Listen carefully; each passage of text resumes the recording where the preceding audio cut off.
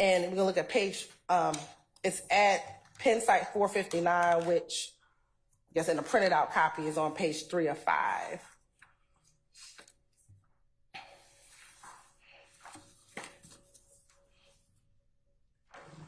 And what the court said in this case is that the defendant, who was Bryant, complained that his lawyer failed to object to Foster, who was a witness, testimony that he was threatened about testifying in this case, and that as a result, he was placed in protective custody. He said the testimony, Bryant says, amounts to improper character evidence because it was not established that the threat was connected to Bryant or made with his authorization. The court said, we have said, however, that the trial court has discretion to admit evidence of a threat to a witness that is not shown to be connected to the defendant if the evidence is relevant to explain the witness's reluctant conduct on the witness stand or his prior inconsistent statements. In this case, the evidence of the threat against Foster shed light on his initial reluctance to speak with police, to give his full name, and to make a statement. In this regard, the state argued only that Foster was afraid to talk to police, not that the threat was connected to Bryant and was circumstantial evidence of his guilt. Again, Your Honor, here there was an actual threat. We're not even saying that there was a threat. All we're saying is that he talked about his concern about what could happen if he talked to police. Not about testifying, not about anything else. So for that reason, Your Honor, we believe that A, B, and C actually all fall into this same category, Your Honor. It is Mr. Murphy's repeated statements that he is concerned that if he is to talk to the police, he would be harmed, not any actual threats. So we believe, Your Honor, that defense Stillwell's motion should be denied as to A, B, and C, as they are relevant and they're not character evidence of any, and it's not improper character evidence. Thank you. All right, thank you.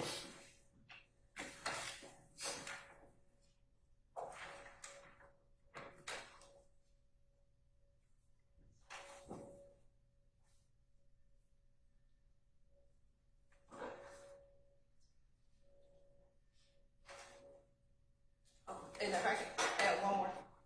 Yes, ma'am.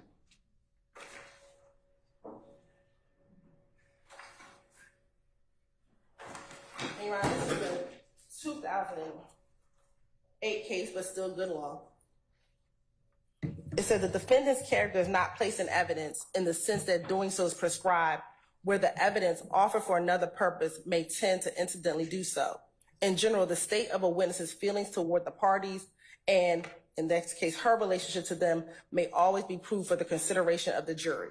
And that is in Burrell, Burrell, v. State, 293, Georgia Appeals, 540, and that's at Penn site 541 and 542.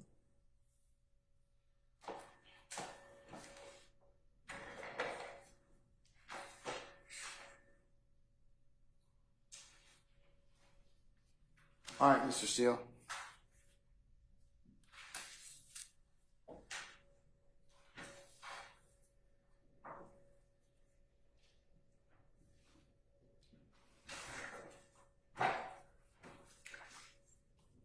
Good morning, Your Honor. Good morning, everyone. Good morning, sir.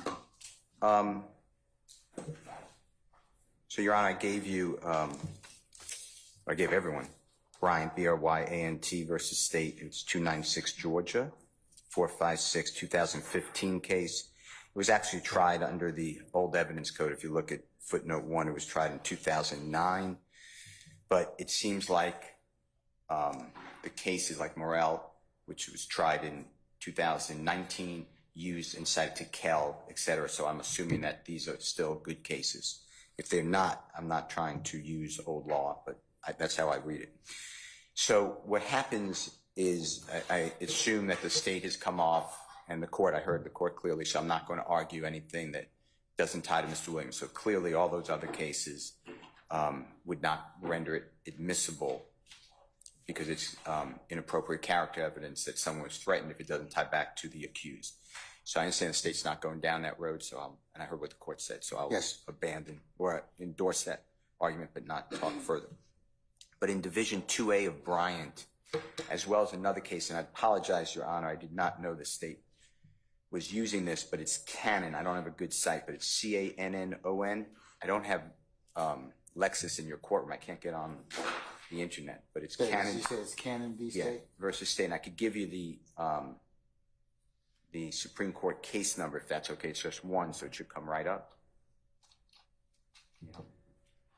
Is it our Supreme Court or United States? Yes, and it's S as in Supreme, 10, like the year 2010, A as in Elisa or Alpha, 1055. So it's S10A1055. And if you search that, it should come up with one case in Georgia, and it should be Cannon, C-A-N-N-O-N, and it's versus State. It's decided September 20th, 2010.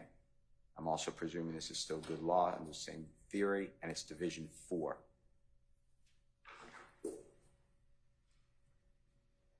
And then I'd like to discuss both.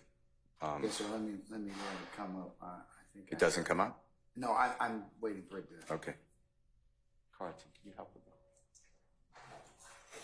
It's S10A1005.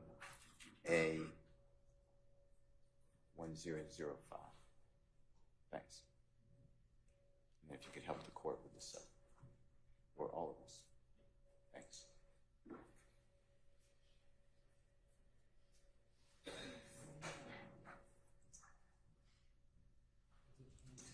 Yes.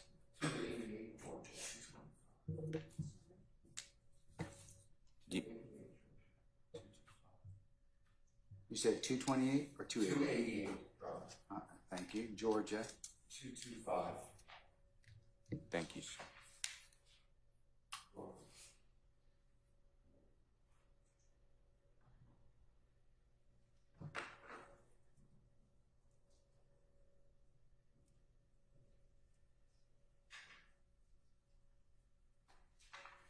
Sure, I got the right canon.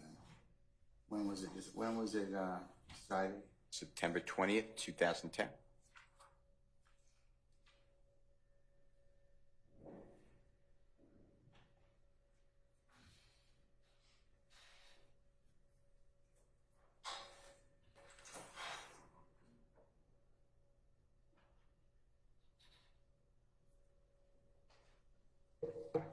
September 20th, 2010? Correct. All right, I have it. And it's in Division 4, and it's going to coincide with Bryant versus State, which the court already has from 2015. And in Division 4, Hold on 1 second. okay. It's 288 Georgia, 225, and Division 4. You're welcome. Thank you.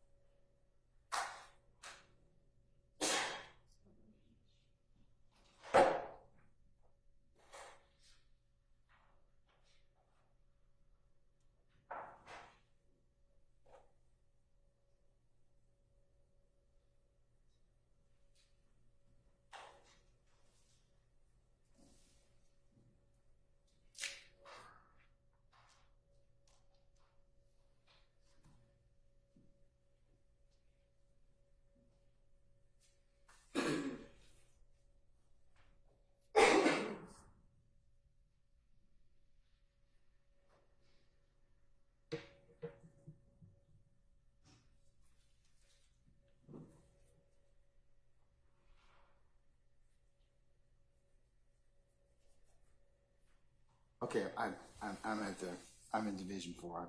Okay. So if you read it, Your Honor, my position is that, and you may need to hear the statements, but Mr. Murphy gave a statement to police recorded on July 15, 2015, gives a statement to the police with his lawyer later that year in 2015, I believe in August, and gives a statement maybe 8 months later in February 2016 with his lawyer. There's no evidence, as in either Bryant or Cannon, except for the state's desire to get in this evidence, that anyone has changed their testimony, is testifying under duress, or fear has changed any prior statements, and that's what it takes to get it in. Otherwise, as in Cannon, they talk about even if it's error to admit it, it was harmless. And in Bryant, they being the highest court in our state, talks about, and I'm just quoting from Bryant, we have said, however, that the trial court has discretion to admit evidence of a threat to a witness that is not shown to be connected to the defendant if the evidence is relevant to explain the witness's reluctant conduct on the witness stand or his prior inconsistent statements.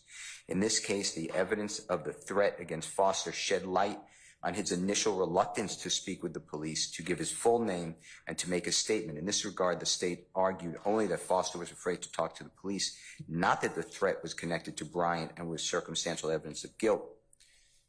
And therefore, Your Honor, it was okay to admit. Here, there's not a scintilla of argument or impression. You know, you are the gatekeeper, so you make the determination, but that Mr.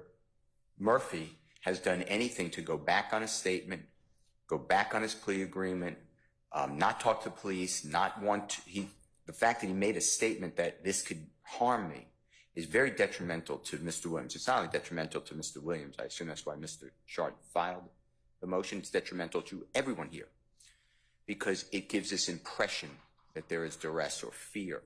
But unless they could show it demonstratively, it should not come in, and that's the general rule. That's why I want to show you Cannon and Bryant. So that's my argument, and obviously it's generated by facts, so you are insulated because you're the only person on this earth who anybody's going to listen to on what are the facts, what is the demeanor. You know, no appellate court can, I guess if it's clearly erroneous, but that's pretty much a non-event because that would have to be no evidence. So my point to you is I don't see how that statement, it's very prejudicial under 403, which I know Ms. Hilton acknowledged, which obviously the courts always acknowledge. It's very prejudicial to everybody, but Mr. Williams I'm just talking about. And then to put his father in there, that his father sees something so that could get him killed, that is directly goes to consciousness of guilt, which is not allowed. So that's my point. Now, if Mr. Murphy changes his, if you find, Your Honor, that Mr. Murphy changes his demeanor, I don't remember saying that. That never happened. Much like the witness before him, I can't remember the name right now. Mr. Yes. White. You know, he said, I never did that. Mr. Atkins is the one whose car it was. I mean, it was, you know, I'm not trying to insult anybody, but it seemed like that was a bizarre conversation to have. But my position is the fact that Mr. Murphy said that was in his mind should not come into his trial because it's very prejudicial. That's my argument. Yes, ma'am. Thank you, Your Honor. Your Honor, again, I think a lot of this is premature. Mr. Murphy is only on day one of his testimony. And so I don't know what the future holds with what Mr. Murphy is going to testify to. The state, as his testimony develops, will determine whether or not we need to go into that line of inquiry.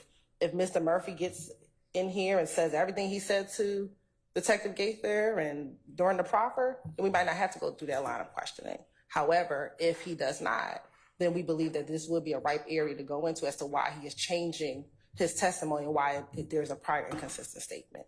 So again, Your Honor, we don't intend to just ask him at this time, are you in fear? Because he may come in here and testify to everything he said, but if he doesn't, then we do think this would be a ripe area for inquiry. And if we're ready to go down that road, we can surely stop, approach the court, and let the court know that we're getting ready to go down that line of questioning. Okay. Here's what I'm inclined to do at this point. I'll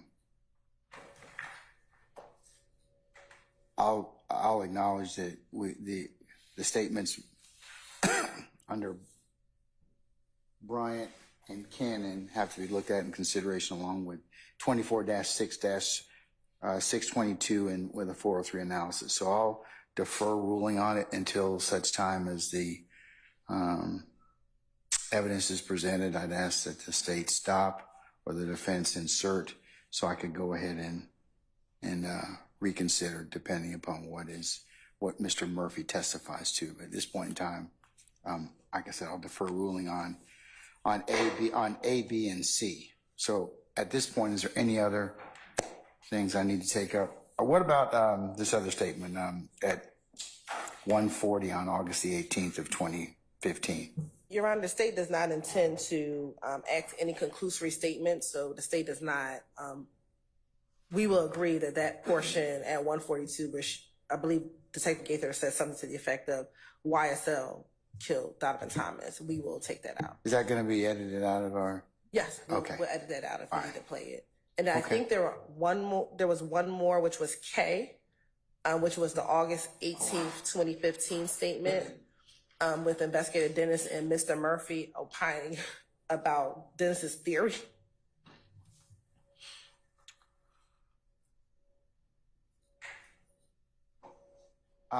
Is that the one at 132:45? 132:45, yes. All right, where both of the investigators, Dennis and Murphy, opine about Investigator Dennis's theory about occupants of the bus, gunfire, could easily mistake a Camaro for a Corvette. Your Honor, and yes, and just a synopsis of how that conversation happens. Mr. Dennis asked Mr. Murphy, because Mr. Murphy was present, this is right before the Little Wayne bus shooting occurs, who had a Corvette?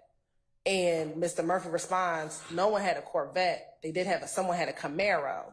And then they then go into a discussion about whether or not someone could mistake the Corvette for a Camaro, especially under gunfire. Especially if people are in a bus and there's gunfire, could one mistake a Corvette for a Camaro? And Mr. Murphy says, yeah, someone could, given anyone shooting, you could mistake a lot of things. And that's the synopsis of that, Your Honor. I don't believe that there is any reason why that can't come in. That's just a dialogue. It's speculation, though. Mr. Murphy knows that it's a Camaro. Mr. Murphy knows that it was a Camaro and not a Corvette, but that the look of a Camaro. How does he? Well, it's in because he was there. Okay, but it's Dennis and Murphy's statements. Right. So they're having. They're asking your witness to speculate. No, the witness is Murphy. Murphy is present, so Murphy knows that it's a Camaro. And what Murphy is saying is you can mistake a Camaro for a Corvette.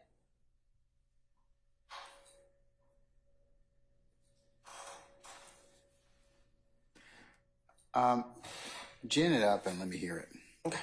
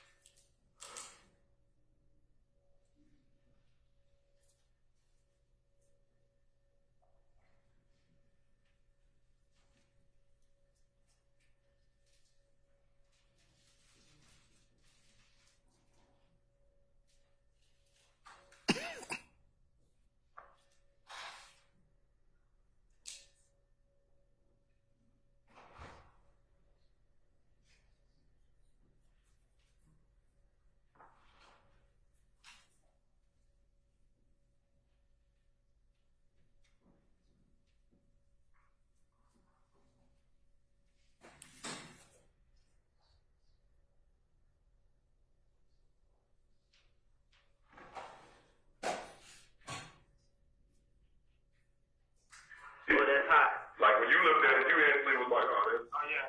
you know what I'm saying?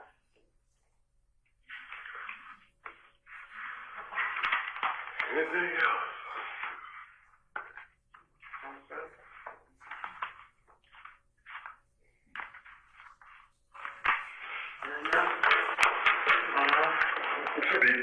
Let me see it though, 'cause I just want to be clear. When they came back to Blue Ivory, when they met you and Dahlia at Blue Ivory, who all was in the car? That was actually in the car? The truck? They just pulled up, like, they just pulled up and it was Kill, Bubba, Shannon, and Boo. Kill, Bubba, Shannon, and Boo was driving. I think Kill got out, or no, Shannon got out and ran in there like, Ted Dog gonna come on, I'm saying. And we came out. Got back in the car, Big Dre went to the studio. Was the, excuse me to cut you off, was the Camaro with them? Yeah. Who was in the Camaro? Roscoe, Tifo, and I think True was in there too. But I think True got out and got back in his car. Now True got in. They had changed cars at the studio too. True was still in there. What kind of car did the True drive? It was some kind of drop car like that. Okay, it was around. What True look like? Skinny, about 8 complexion, with dreads, longer shoe long. He dreads long, like he would have wrapped up, like right here, wrapped up. Okay. Who was in a Corvette that night? Was somebody in a Corvette? Nah, they probably mistaken that Camaro for a Corvette because it's so juiced up and body kit, you know all that shit. So it would be easy for somebody to mistake that for a Corvette, yeah. So if I was on a bus or if I was driving on the highway at 2, 3 o'clock in the morning, I could easily mistake a Corvette and a Camaro. I mean, not even the type of guy that no car, but if you're not the type of guy that no car, then you... Bullets flying at you, and you dug and tried to hide. Nah, if bullets flying at you, it's gonna be hard to recognize anything, because you got the cover. I don't care who you is. You don't want to get hit, so you ain't really looking. Well, after this question, and we can kind of wrap it up. And that's it. That's that portion.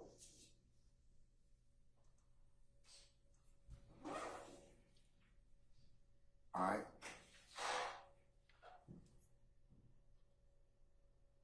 It's a weight sufficiency issue. It's not really. I mean, the jury's gonna take it in context of what is being said. So, Judge, I just want to be clear. I'm not arguing that Mr. Murphy can't say what he saw or allegedly saw at Club Compound, and who he saw in certain cars or who he saw in certain cars at Blue Ivory.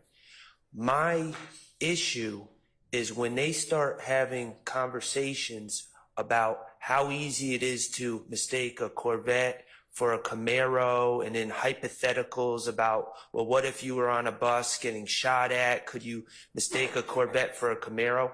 That's really the province of the jury, and that's really an argument that the state can make in closing. But they're not experts. Mr. Murphy's not an expert car dealer, nor is Investigator Dennis, and they are going way beyond lay testimony. I didn't hear anything about a hypothetical. Is that? Well, yeah, he said, well, what if, he says to Mr. Murphy, well, what if you were on a bus and there's shots being fired? Could you mistake? Mr. Murphy wasn't on a bus. All this is. I see what you're saying. So I don't have any problem with him testifying to facts that he saw or he claims he saw. But when it gets into that back and forth, that just seems very improper. All right. Say anything further. Yes, Your Honor. One, when you listen to it, the conversation it was about whether or not you could mistake this type of car for this type of car. And you don't have to be an expert to determine that. And what Mr. Murphy says is because of all the lights on it, one could. If he has familiarity with cars and knows cars, I think he said something like that. Like if you know cars, you probably won't mistake it. But if you don't know cars, then you could mistake it. Secondly, Your Honor, this is a case in which the defendant in this case, Mr. Jimmy Winfrey, pled to it. So this is a case that the jury isn't going to have to opine to determine whether or not this occurred or didn't occur. This is a case that has been proven. Well, at least Mr. Winfrey pled to it. And so, Your Honor, based on that, this we believe is a weight issue that it doesn't have any bearing on what the jury would have to determine. They can determine whether or not they believe it was a Corvette, a Camaro, or not at all. But, Your Honor, we don't think there's anything that needs to be redacted. Again, I don't intend on asking Mr. Murphy, do you know if the people in the bus thought it was a Corvette or a Camaro? Because he can't answer that. But if this statement comes in, because again, this is all if this statement comes in, because the statement might not come in at all, that this isn't something that needs to be redacted as inadmissible, Your Honor. Well, is he going to testify about the occupants of the vehicle and what they're driving or what cars they're in? He will testify as to his knowledge of who came to Club Compound and in what vehicles, yes.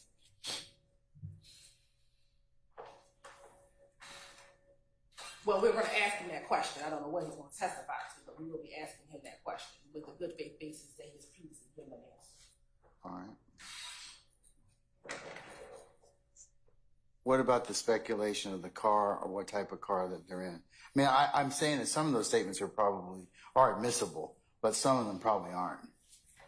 Well, the investigation around led to the fact that it was a Camaro. So again, in this investigation, and that's going to come out, that they did determine it was a white Camaro, and they found the white Camaro as a part of the investigation. So there's no determination whether or not it's a Corvette or a Camaro. We know it was a Camaro because that car was found as a part of that investigation. I think the part that we're not It's the I think the part that we're not articulating well, to Your Honor, the context is the occupants of the bus initially stated, at least one or two of the occupants, that there was a Corvette following them.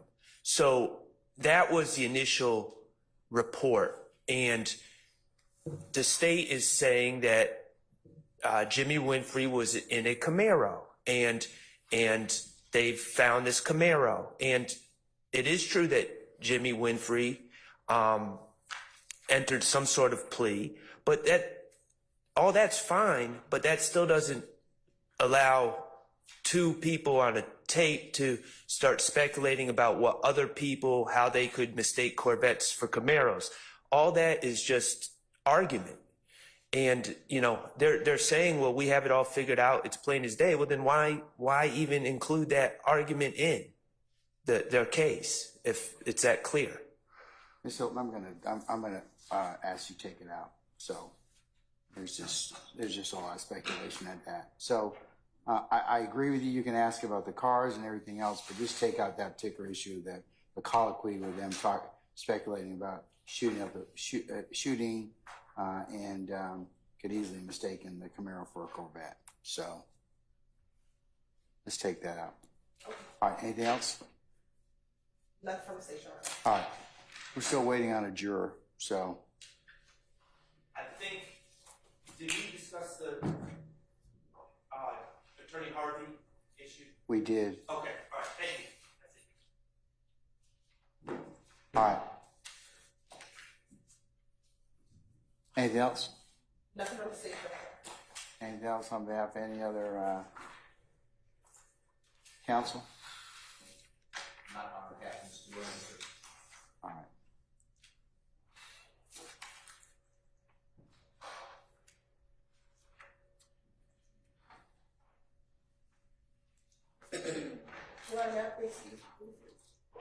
Madam, you may. May I, Your Honor? No. Please. Yes, you may. Thank you. We're in recess. Till I hear it. Get an update on our juror.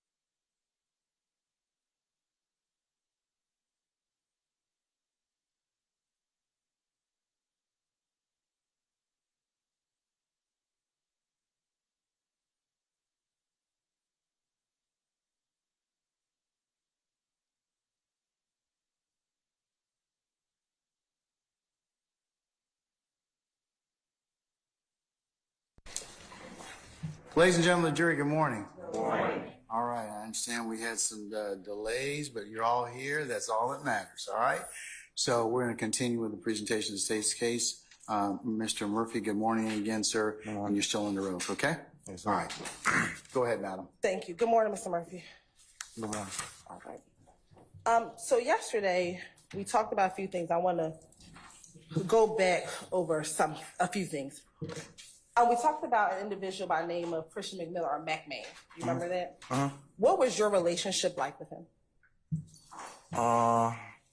We grew up together. We were kids. I knew his family. He knew my family. We both stayed in the projects. The 2 down the projects. Both our moms got Section 8, moved. He stayed on one side of Cleveland. I stayed on the other side, but we would still see each other at school and stuff. So. And what school did y'all go together? Crawford Lawn before I got expelled.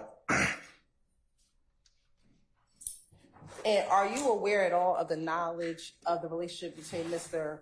McMillan and Mr. Williams? No, I think they started like being cool when I went to prison. Okay. I mean, I know they knew each other, but I ain't see them together or know they were together till I think I got prison. So when y'all were younger, y'all never hung out together? Me and McMahon? You, McMahon, and Mr. Williams? No, not like simultaneously, no. Okay. Now, yesterday, we talked about some names that you called Mr. Williams. And you told me you called him Little Jeff. And I think the other name was Prune. Is that a yes for the record? Yes. Okay. Did you ever call him in 2012 and 2013, reference him by the name of Thug? I might have said it, but I ain't everyone like we on a daily basis. Okay. When you were interviewed back in 2015 and 2016, during the course of those interviews, what did you refer to him as if they asked you questions during those interviews? I can't even, I know I had an interview in 2015, but like as far as like what was said and all that, I don't really remember that. I've been through a lot, like, and I know when I did those interviews, at that point, like, I would have lied, cut my arm off to get back to my son. Okay. Do you recall never really calling him Little Jeff at all in those interviews, and you only called him Thug throughout those entire interviews? I don't recall. What I call? Nobody in the interview. I know I had the interview, though.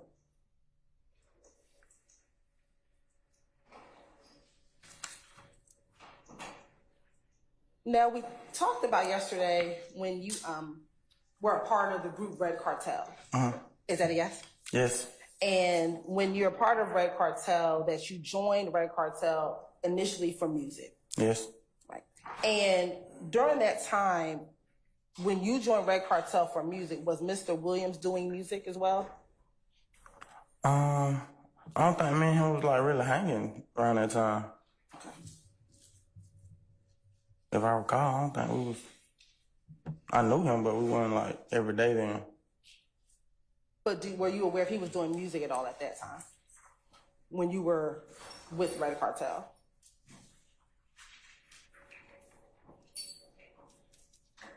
I can't remember. That's been a long time ago, man. He been doing music a long time though. Let's go back to around 2012 when you said YSL was formed. Yes. If you were already a part of Red Cartel, which was a music group, why was there a need to form YSL to do music? So, a lot of the guys I was in Red Cartel, we had like went to prison or like moved on with their life, like gay wrap up. And in between that time, I had like gay wrap up too. I had to find a way to pay bills. I was my mama's oldest son, and we kept getting put out, lights off. You said you had to find a way to pay bills? Yes. And what way did you find to pay bills? The streets. What do you mean? Any means in the streets. I didn't have a job, so if I had to take it, if I had to do whatever, I had to get it. I was my mama's oldest son. I was the only man in the house. And when you say you had to take it, what do you mean? Robbing.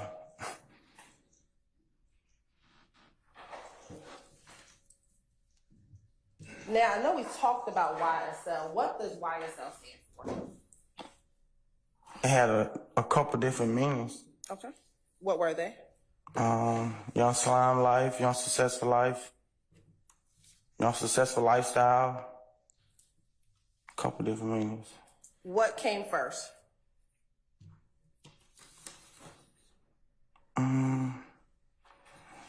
So when we made it, I don't remember like which one we decided first, but I know it came from the YSL like clothing brand. So between were you calling yourself Young Slime Life before Young Successful Life, or were you calling yourself Young Successful Life then Young Slime Life? I can't remember which one it was first. I think when we was thinking about the names, like both of those was an option, and then like both of them just stuck. What does slime mean? It means a lot of things. I from my recollection, I first heard it in rap before we even came up with YSL. You first heard who rap? I heard it in rap, like rap songs, rap lyrics. So what did it mean when you heard it in a rap song? I think it meant like different. From my understanding, I thought it meant different meanings, like brother, my partner, my blood, you know. When you all created Young Slime Life, what did you all want or define it or want it to mean? I think like my brother. So why didn't you call yourself Young Brother Life? That don't even sound like that. It's not appealing to the industry. That one, Young Brother Life, that one. So you said that it was multiple meanings. So one meaning was brother. What were some of the other meanings behind slime?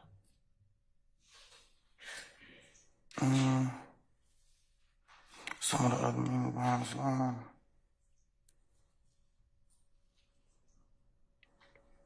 My brother, my blood. Like when I say blood, though, I mean like my blood, like thick like blood. All right. So we have brother, blood. What else?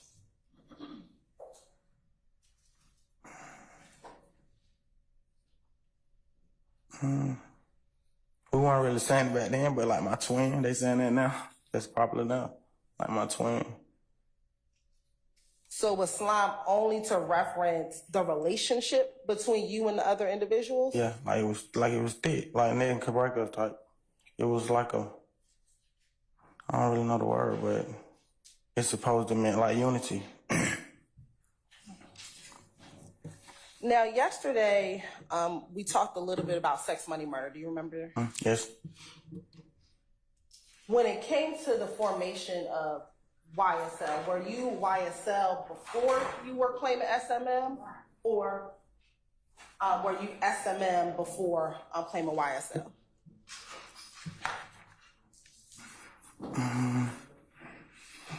You asked me to think about it a long time ago. I think I was claiming SMM before. I'm calling myself SMM before. Is that what your answer is? Yes. All right. Do you recall giving a proper statement back in February of 2016 here in the courthouse? Yes. All right. And you remember that it was a prosecutor with the Fulton County District Attorney's Office, your attorney, as well as investigator Dennis at that property. Do you remember that? Yes. All right. And do you recall them asking you about YSL and SMM? I don't remember like specifically what they said, but I'm pretty sure that was one of the questions. They asked me like a series of questions. And in that proffer, you said that it was YSL before blood, and then YSL became SMM. You remember that? No, I don't remember saying that, but I told you at that point I would have said anything to get back to my son. Okay. Was YSL supposed to be an Atlanta set of sex, money, murder? No.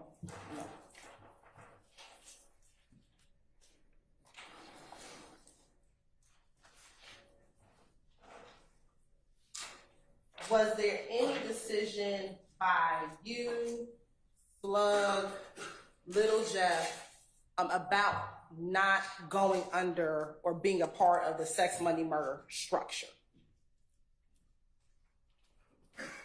I don't think it was like sex money. I think it was like being blood, period. I recall something like that, though. Like a conversation like that. At the same time, we was coming up with all of it. And when you say you recall a conversation like that, what I think I was one of the ones who was saying we needed it because I had already been calling myself blood. And I knew, like, it was other big rappers that was calling themselves blood that made it easily. so you wanted to be under the SMM structure? The blood structure. I felt like that would have brought my, like, publicity or whatever.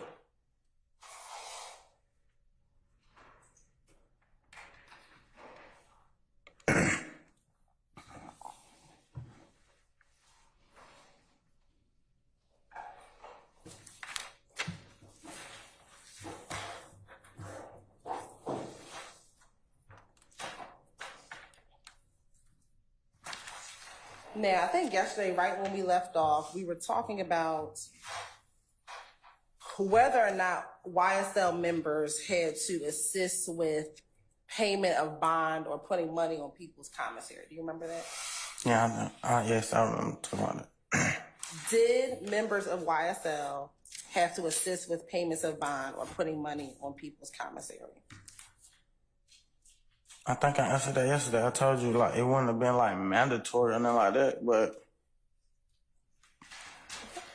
Do you recall in that same proffer statement that you made here in February of 2016, telling both Investigator Dennis, Investigator Gaither, and the prosecutor that as a member of YSL, you made money however you could get it, that you, if you had to rob, you had to steal, whatever you had to do, and whatever you got in proceeds, you had to give about $150 to a red box or put in a red box to assist with any other member who may have be in prison or who may need money. I'm going to object, Your Honor. Basis. This statement that Your Honor, it's the I'm gonna rule it. that. No, I don't. But I told you at that point. You said February? February of 2016. My son was born in August, and she was 8 months pregnant when I got locked up, so I would have said anything to get back to him at that point. Your son was born August of 2015 or August of 2016? 2015, August 16.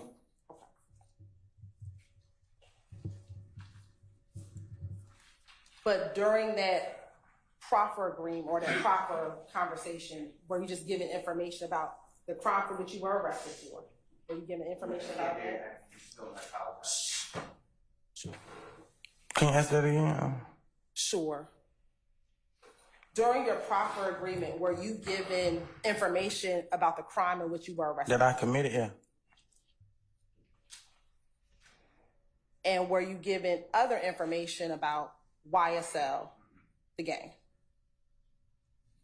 I don't remember doing that, but I told you at that point I would have cut my arm off. I would have lied to anybody to get back home. And why would that particular lie about what YSL did as far as money help you get home? I don't know. I don't remember. I just probably was saying it, thinking it'd help me get back home. I don't know. So are you saying that did not occur when you were part of I don't remember it. I know I had an interview, though. They asked me a series of questions. I don't remember the questions.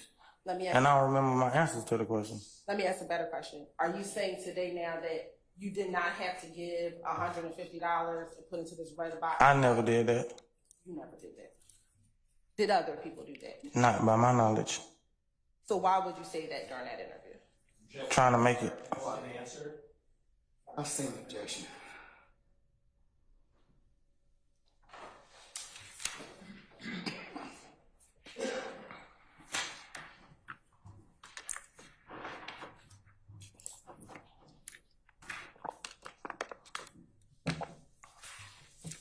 Now, YSL, were there any particular colors that was associated with YSL?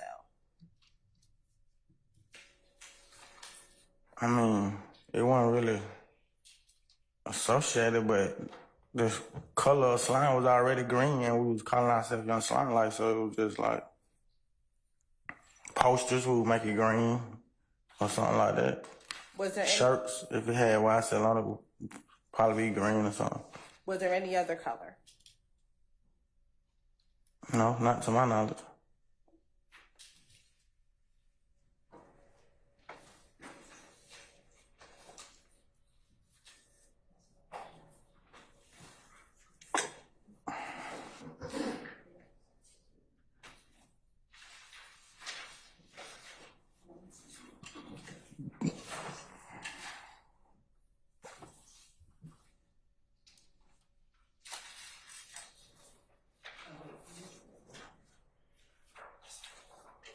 I'm gonna show you what's already been admitted as 160. Do you remember that from yesterday? Yes.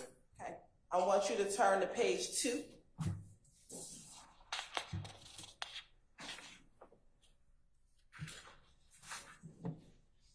And I want you to go to number 6.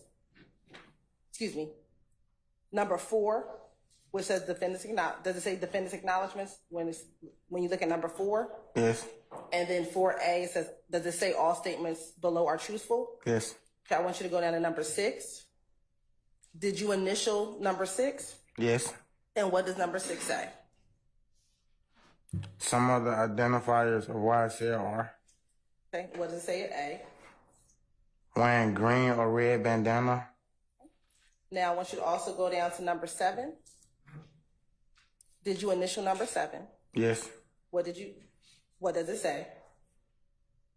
Some colors of YSL are red for blood and green for slime. Okay. So was there another color outside of green that YSL used? Yeah, but that was on the only colors though. I mean, you can wear any color. But specifically for YSL, based upon what you acknowledged in here, is red a color that was symbolic for YSL? Yes. As well as green? Yes.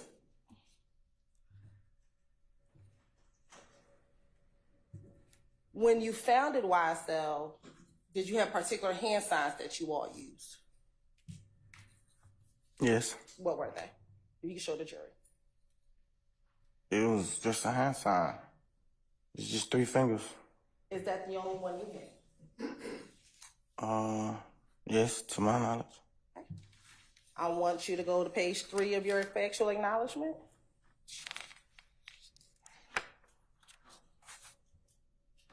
And do you see number 8 at the top of the page? Yes. Did you initial number 8? Yes. Okay. And what does number 8 say? YSL used several hand signs, some of which are wiping the nose with the index finger, curling the ring and pinky finger inward towards the palm while extending the index and thumb with the middle finger slightly curved. So for B, is that the symbol that you just threw up?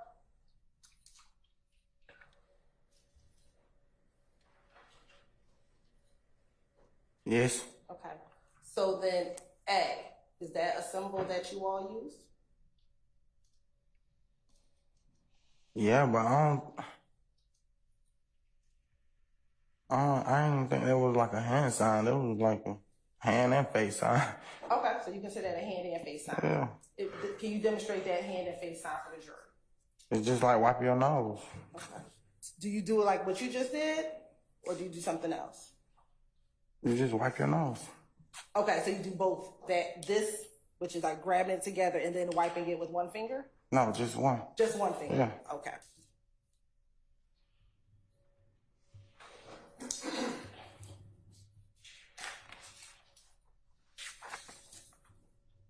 Did some members wear clothing articles symbolic of YSL? Did some, you mean like the designer or? No, not the designer. Well, did people wear YSL the designer back in 2012 and 2013? Yeah, it's the popular brand. Okay. What about shirts that just talk about YSL, not the designer, not Yves Saint Laurent, but YSL Young Slime Life? Yeah, we promoted the record label with shirts that said YSL.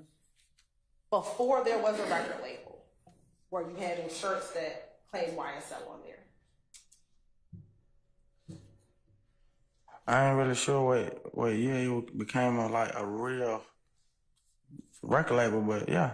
Okay. So you're saying before it became a record label, y'all wearing shirts that had YSL? Yes. And did some individual wear jewelry that had YSL or slime? Yes. Black. Yes. Is there any, yesterday we talked about black. You remember us having a conversation about black? Outside of black, was there any other language that members of YSL would use?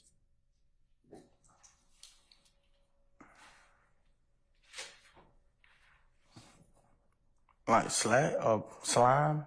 Okay. Anything else? Not to my knowledge, that was it, I think.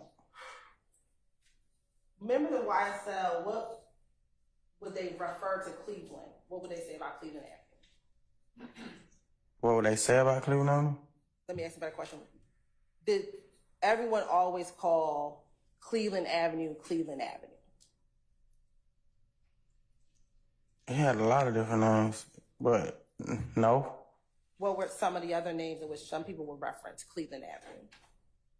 Bleeding, that was one of them. I can't remember the other ones, but I remember. And why would Cleveland Avenue be called Cleveland Avenue? I don't know. You had to ask about who Cleveland.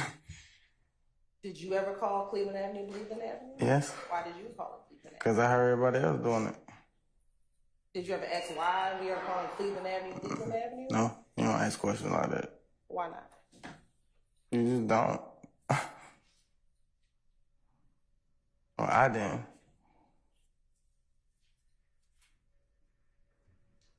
Now, you talked about your Twitter account. Back in 2012, 2013, 2014, were you on any other social media?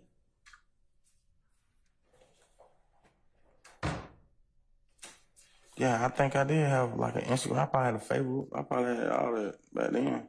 And did other members of YSL have social media? Yeah, everybody had social media. On social media, were there particular emojis that members of YSL would use? Or in text messaging? Yeah. What were some of those emojis? A green heart, green snake.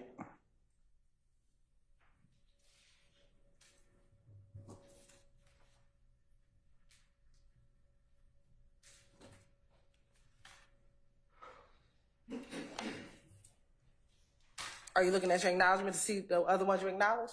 No. Okay.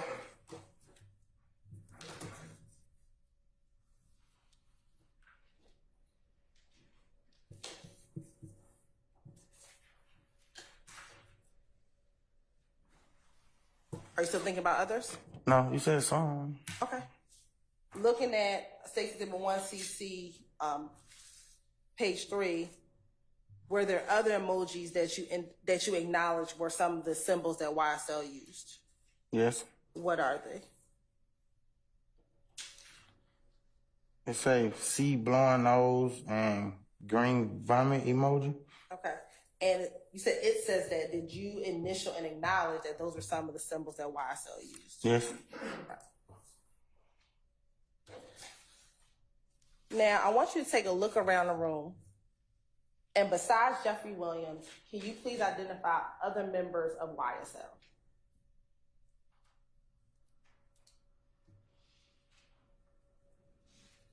It's a lot of people. I just know 2 other people. I don't know all the other boys. Okay. Who are the 2 other people that you know in this room that are members of YSL? I know Yak and Shannon. And when you say Yak, if you can identify who you're talking about by article of clothing that he's wearing. He got on a gray vest. Your Honor, let the record reflect that Mr. Murphy identified Mr. Kendrick. Yes, yeah. And you said that was Shannon? Mm-hmm. Is that a yes? Yes. What is Shannon wearing? I can't really see clothing, but he's sitting next to the dude in the back with the blue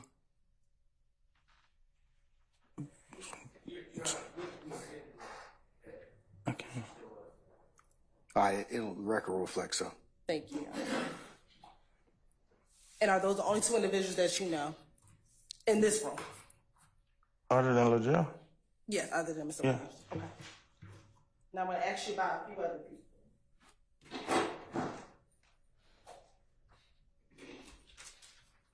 Do you know if an individual by the name of Khalif Adams, also known as Bobby Hunt, is a member of YSL? Bobby Hunt? Yes. Do you know that name? I met him in Rush Street like a minute ago. Okay. To your knowledge, was he a member of YSL? I don't know. He from the West Side. I don't know. What about Martinez Arnold, also known as Duke? Yeah, Duke was an artist on the label too. He's a rapper. Was he a part of the gang YSL as well?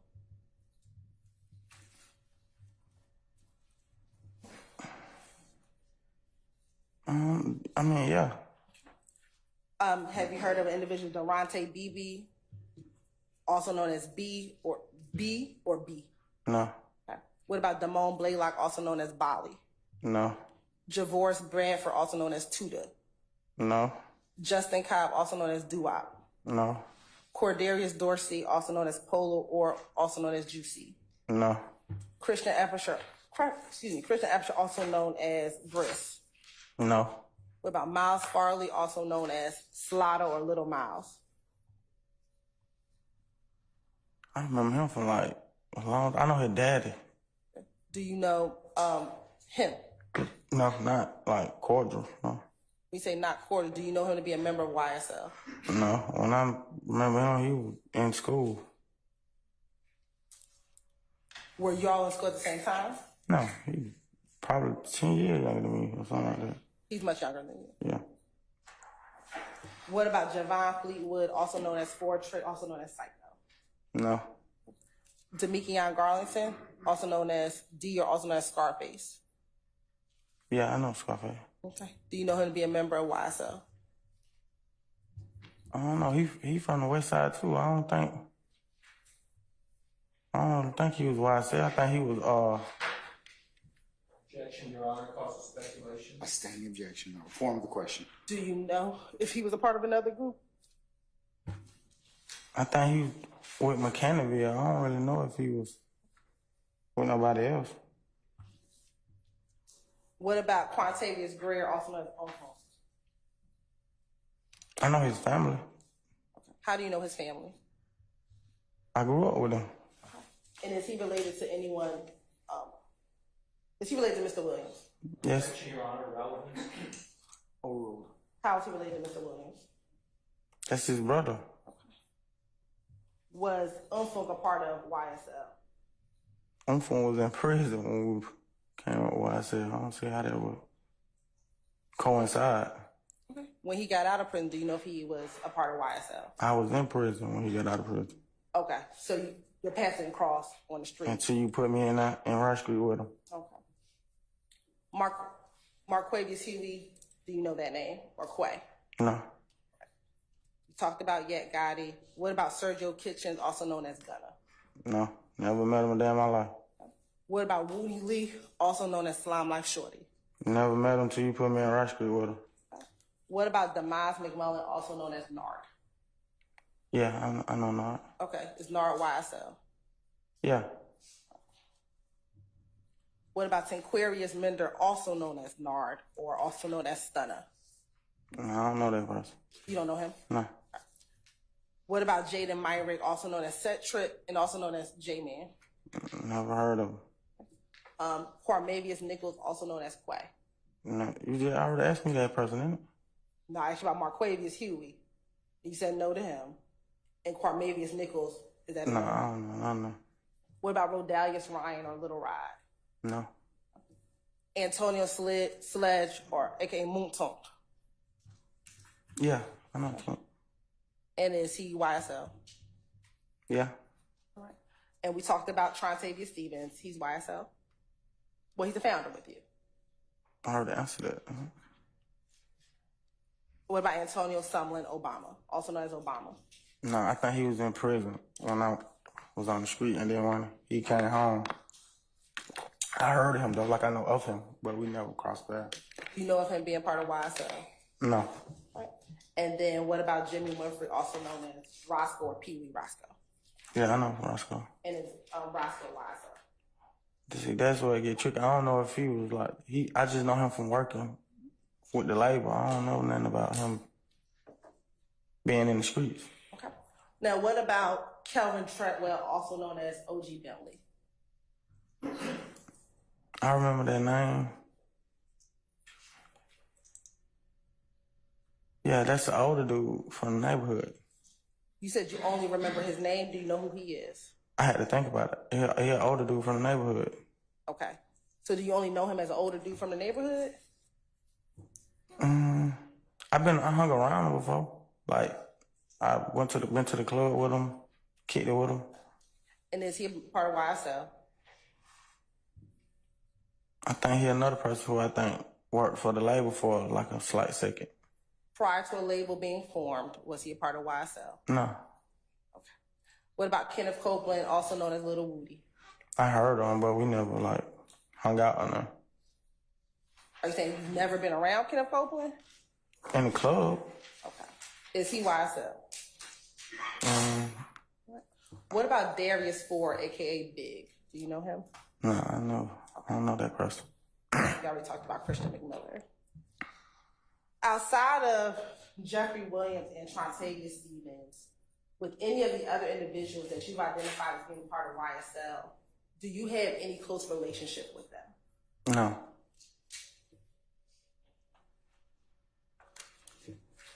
I'm going to show you.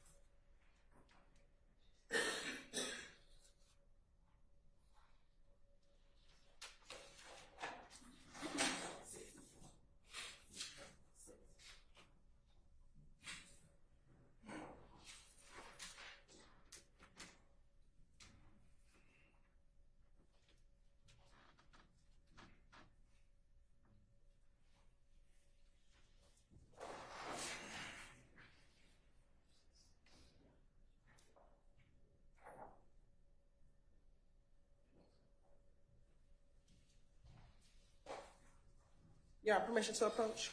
You may, madam. Thank you, Your Honor. Mr. Murphy, I'm showing you what's already been marked as Exhibit 6, Charlie. Tell me if you recognize individuals within 6 Charlie.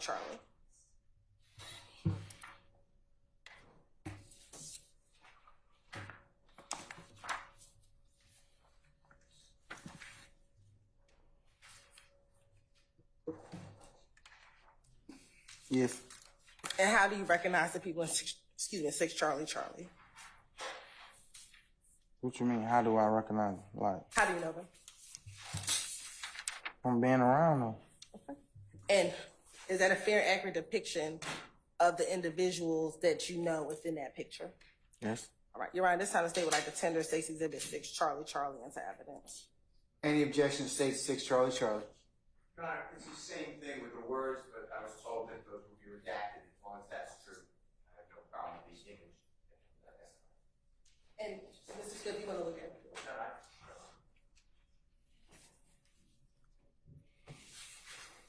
All right, 6 Charlie, as redacted is admitted and may be published as you see fit.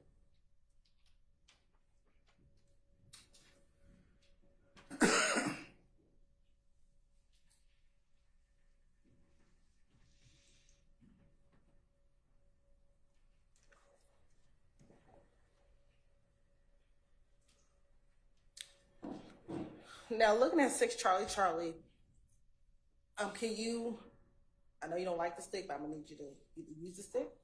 Tell me who are the people in that picture?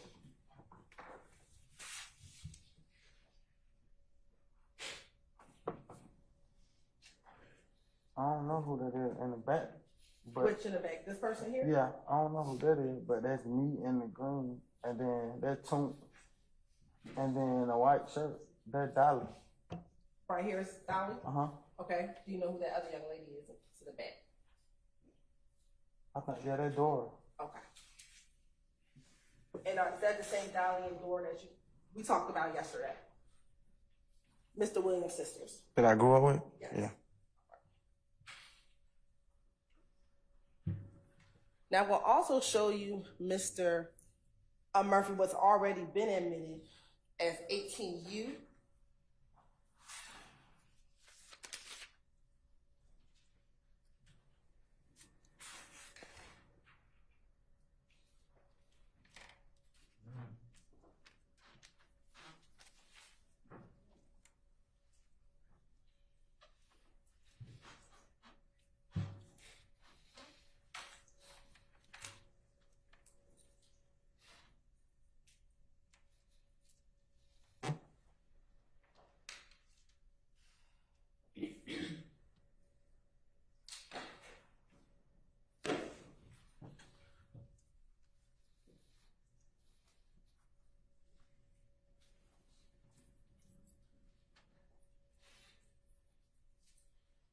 Do you see yourself inside of 18U, Mr. Murphy? Yes. Okay. And where are you depicted in that picture? At the bottom, left. And do you know anyone else in that picture? I know 2 other people. Who are the 2 other people that you know in that picture? That Buck right there, and then that Okay. that's Buck, yeah. Where? Who's Buck? To my right, I think. Which Yeah. one? Right To here? the right, yeah. Okay. And then that chick with the white shirt on, yeah. Right here. Uh-huh. And is this that same individual that you did not know from yesterday? I don't look like the same person? know. I don't even remember him. He was younger than me. Okay.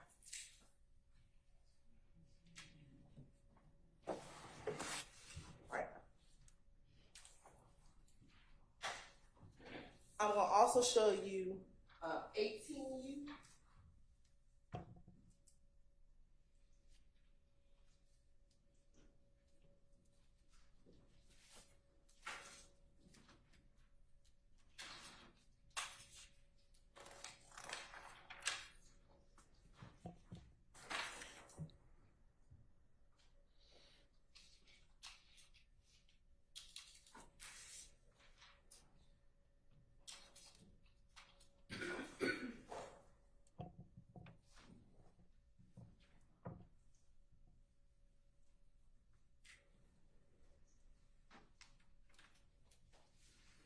Now,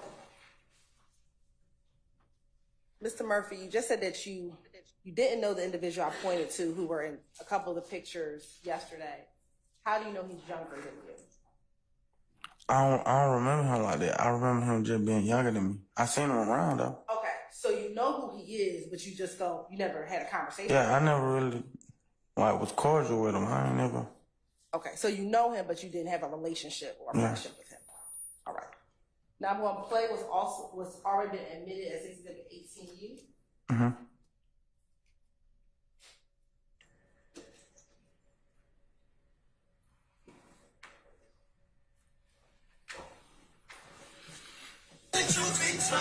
YSL won't fuck.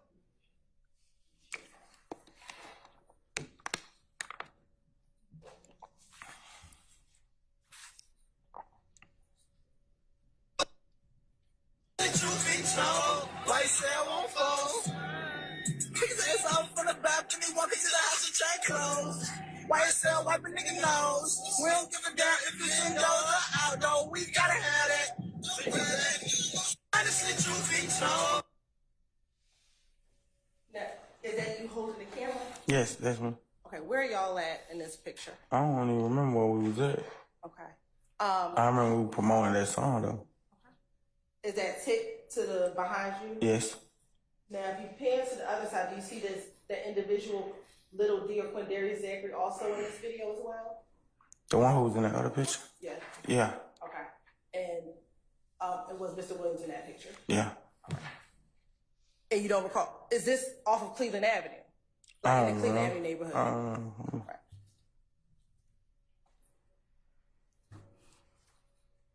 Now, we talked about a number of different names of individuals, whether or not they are YSL.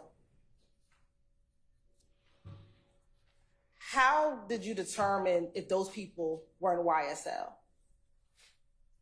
Because initially started off as you, Mondo, Slug, and Mr. Williams, right? But there are a number of different names that we just talked about. How did Shannon become a part of YSL? I just remember him from being at the studio rapping with us. So, I mean, that's how I even met him, at the studio. And at the club promoting.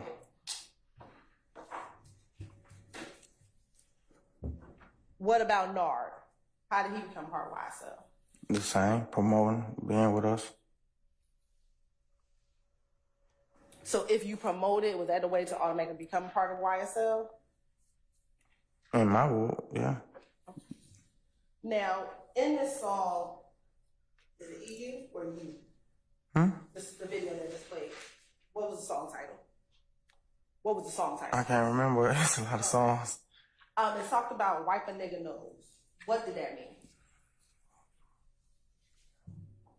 It's called Ill Ill. It's called Ill Ill. Yeah, Okay. I had to think about it. In there's a verse about wipe a nigga nose. What does that mean?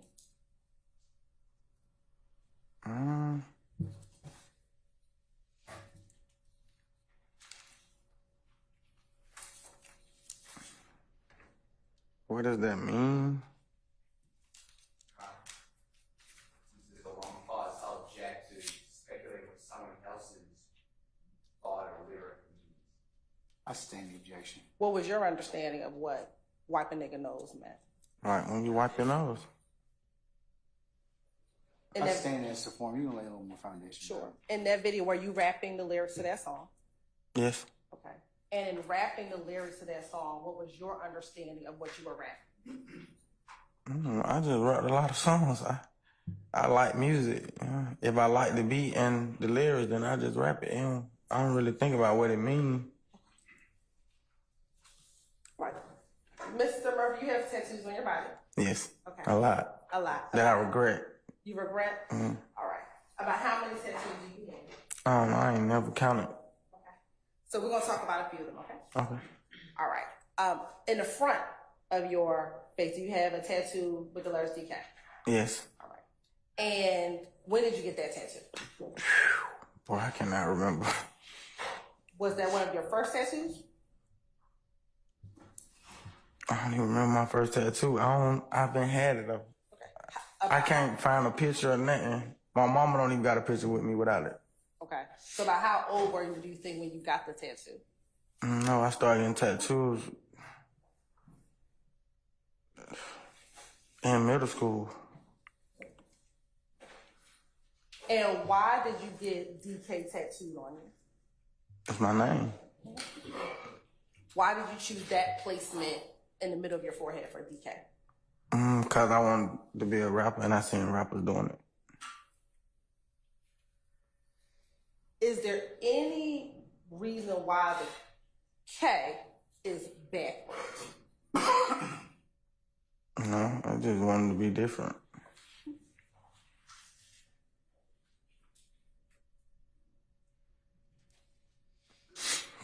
You also have YSL tattooed on you? Yes. How many YSL tattoos do you have on you? Is it just one? You mean like the letter? Yeah, the letter YSL. Yeah, I think I can't really think about it. I got a lot of tattoos, but I know this one right here on my face though. Okay. Do you have slime or anything else like that tattooed on you? I got a snake on my face. Okay. And slat on my face. You have slat and the snake on your face. Mm-hmm. Do you remember when you got your YSL tattoo? I think I was in, I don't know. I think I was in Rush Street when I first got it, but I think I got it redone when I got out there. Okay. Why did you get a YSL tattoo on your face? The same reason. I wanted to be a rapper, and that was the rap route then, so I put it on my face. And What about slat? Where's slat at on your face? I think it's on one of these sides right by my ear. Do you mind if I approach you? Yeah. See where it is? It ain't right there? Oh. It is. It's in It's front on- of the snake. Yeah. Okay. Or behind that one, whichever. Behind. Why'd you get slat tattooed on your face? The same reasons. There was like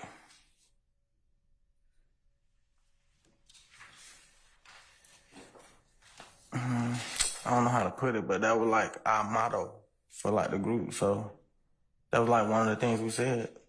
And when you said, was that the meaning of slime love all the time? Yes. All right. And then what about the snake? Why'd you get the snake on your face?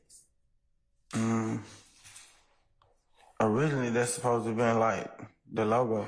So it would be like a Y, a snake, and then an L, like for like shirts and stuff like that. And what color is the snake on your face? It's green.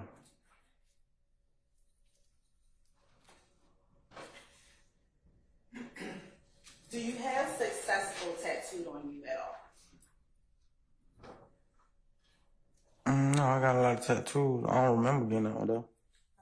And do you have successful tattooed on your face?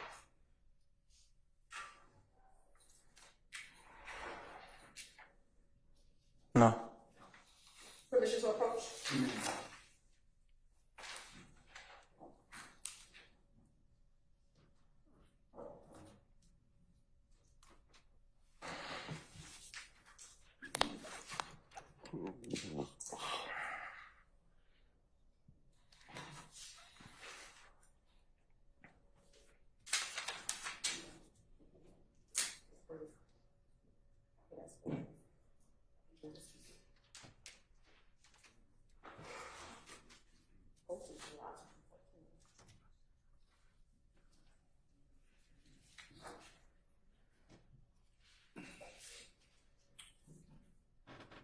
Permission to approach? You may, ma'am. I'm sure he wasn't marked as Stacy did 2 Charlie Charlie. Do you recognize Exhibit 2 Charlie Charlie? Yes, And how do you recognize Exhibit 2 Charlie Charlie? that's me. Okay. And is that your Instagram handle?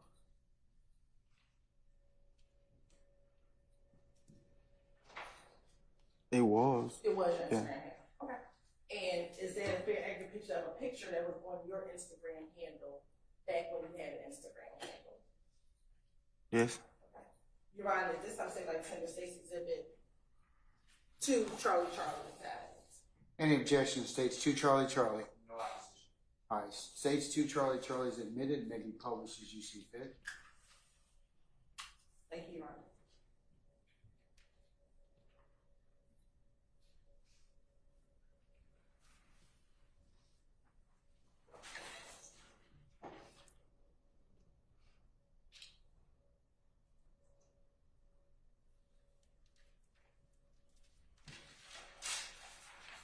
Now, looking at Stacy Exhibit 2 Charlie Charlie, back in July of 2014 when this Instagram post was posted, what was your Instagram handle? YSL And what is the caption that you have on the bottom of this picture? YSL for life. And again, is this you with the YSL tattoo on your face? Yes. All right.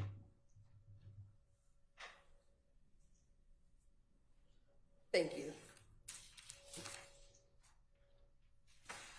Do you also have a tattoo, Haiti, on your face? Yes. What was the significance of tattooing Haiti on your face? That's little Jeff's daughter now. Okay. So did you tattoo that in honor of his daughter? Yes. Do you recall when you got that tattoo? No, man.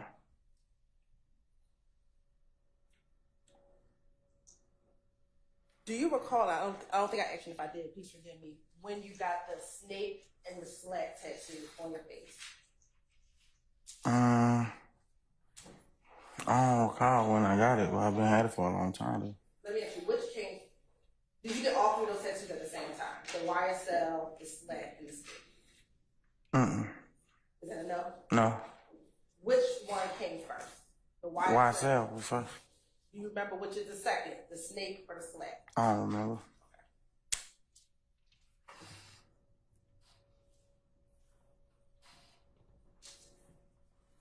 Your Honor, permission to approach Yes. with a member of defense.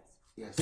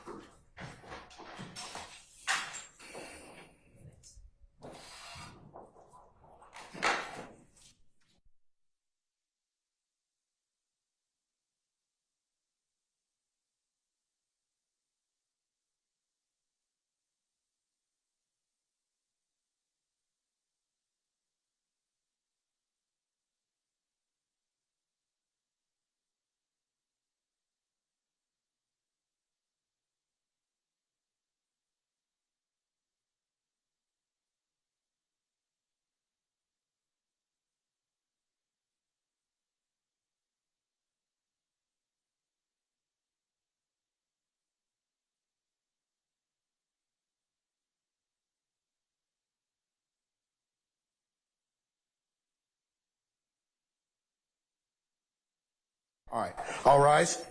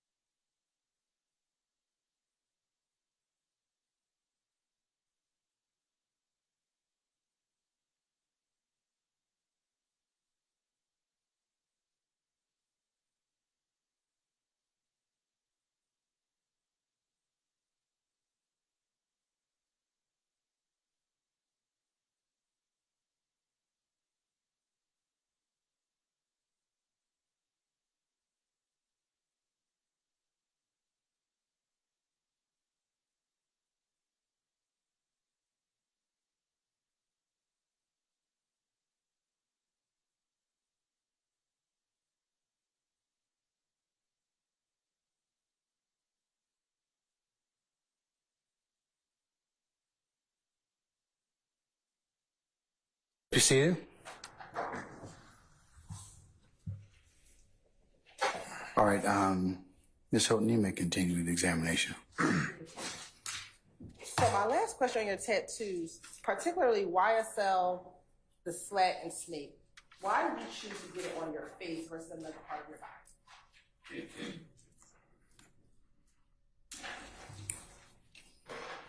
I wanted to be a rapper.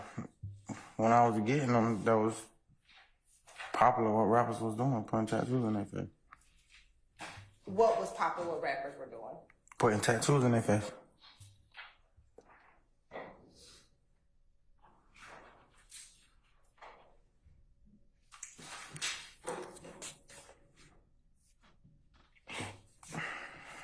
As a founding member of YSL, and I'm talking about when it evolved into the gang, what was your role in YSL? I was just rapping. I didn't have a role like a... So when you said it evolved into a gang, what's your distinction between a rap group and the gang? I don't understand that question. Sure. Can you dumb it down? In the plea agreement on page 2,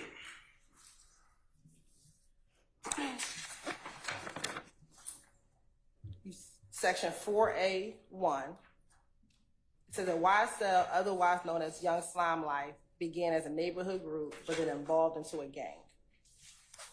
So if it changed from a group to a gang, what was that distinction? What was that change?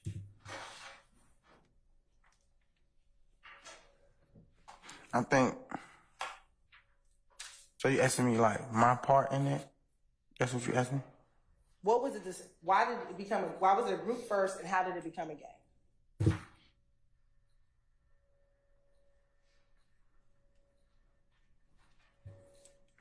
I think it became a gang when I got committed for the crimes I did. Okay, so. And I stopped rapping and started back robbing and being in the streets. Okay. Were you the only person committing crimes in YSL that were part of YSL? I don't know what nobody else was doing. Okay. I'm going to ask you to look at page 3.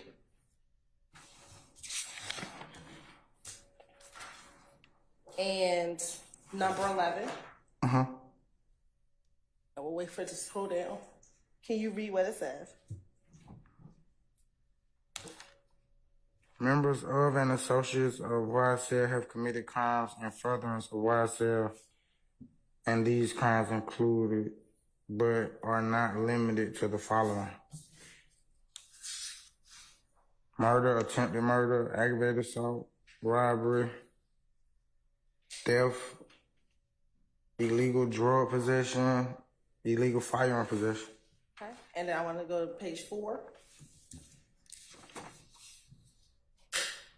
And I want you to read number 12.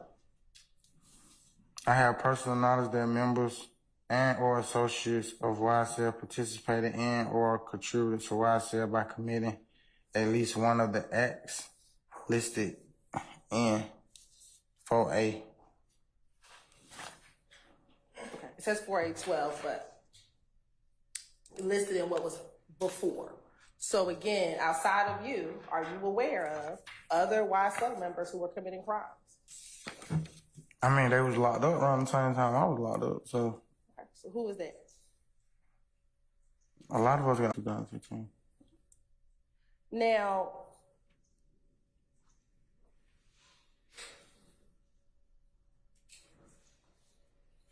what crimes did you commit as a part of YSL?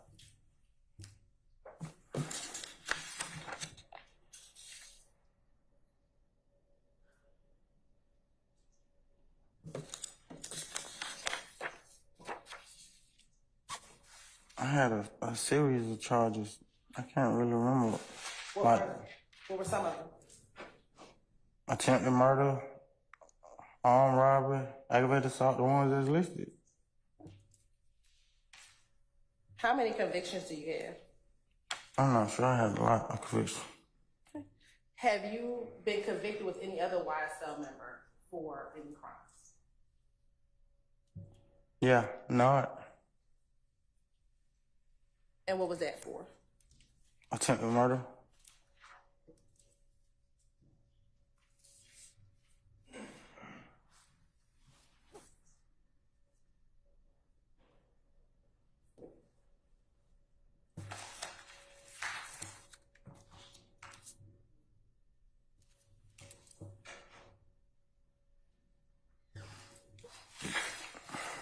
Do you know a person by the name of Arshillian Bennett? Yeah, I ain't remember her. I ain't remember her real name, but you made me remember who she was, though. When was that? When did I make you When remember? we talked that time, I don't remember the date. How do you know her? How do you know her? I grew up with her. What do you call her? Shay. And you said you grew up with her. Where did y'all grow up at? Cleveland Avenue area. She used to watch my firstborn daughter.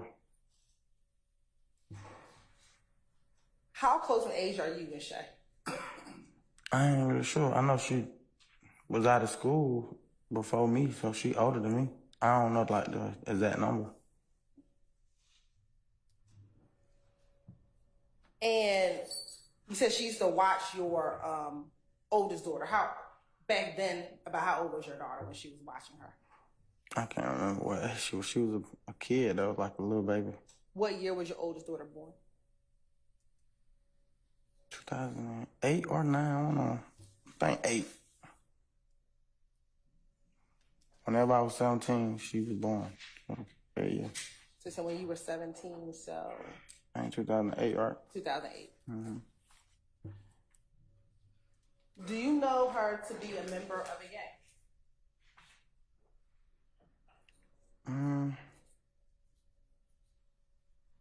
I mean, she used to wear like red and stuff, but I don't know if she was like a real blood or not. You said you know her as Shay. Did you know her as anything else? I don't know. I'll call her number Shay. Do you remember when we met telling me that her name, she also went by LV? I probably did say that. I don't remember that though. I remember like solely calling her Shay. Now, you said that she would babysit your daughter in 2008. Let me ask you, I'm sorry. In 2008, when your baby was a newborn, is that when she would watch your daughter? No, she was like already walking, so she had probably been like 1 or 2. So we're talking about 2009 or 2010. Like probably around that time. How long did she watch your daughter? Like, was it years? Was it months? I ain't really sure. She wasn't like me. She ain't watching for me. She watched it for my baby mama. So I don't know for how long it went on. But I remember picking my daughter up from her a couple times. had a relationship with your child's mother, not with you. Mm-hmm. And you But said- I knew her though. We was cool too. It wasn't like we were in a relationship or nothing like that, but we was cool. You and Shay were cool. Mm-hmm. Is that a yes? Yes. Would you all hang out with each other? Nah, that would be kind of weird. My baby mama wouldn't approve of that.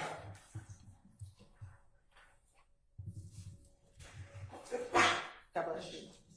You said that you would pick your daughter up from Shay's house. At the time, if you can recall, where was Shay living when you would pick your child up from her home? In the same apartment my baby mama stayed in on Cleveland.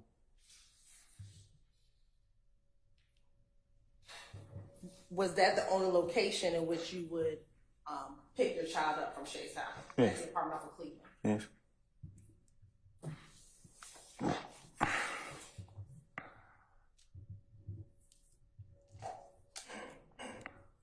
Did you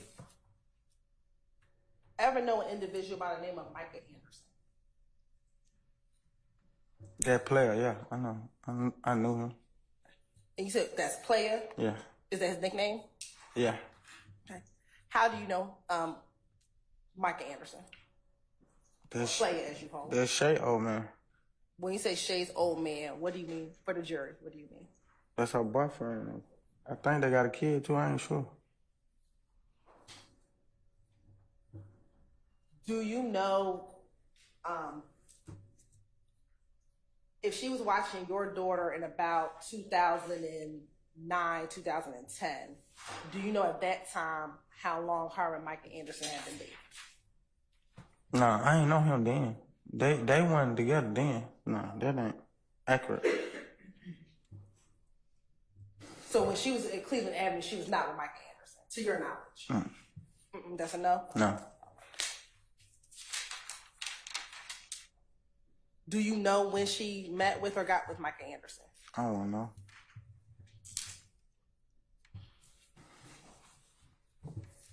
To your knowledge, do you know if Shay and Micah ever stayed in the same location together? Yeah, they had an apartment together. Do you know where that apartment was?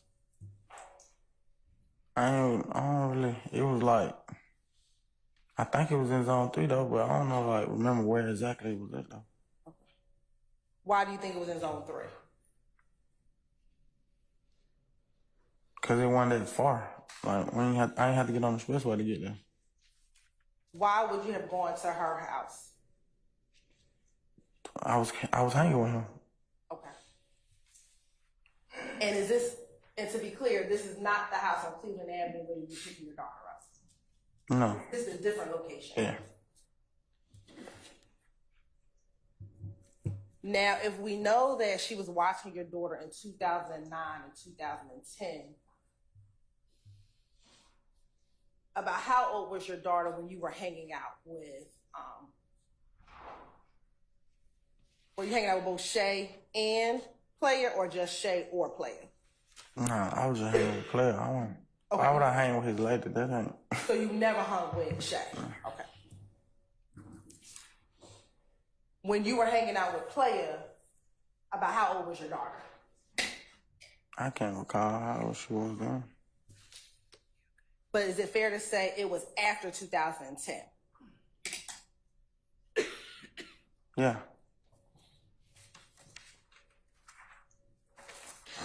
How did you meet Player? I think in the studio, if I can recall. I might be wrong. It might be the club or something like that. It was out though.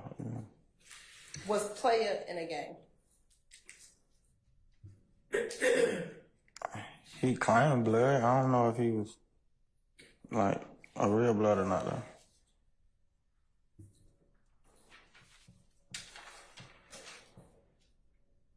And outside of Player, did he have any other nicknames?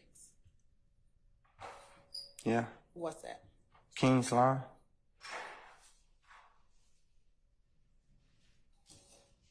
When you reference him, did you reference him as Player or King Slime?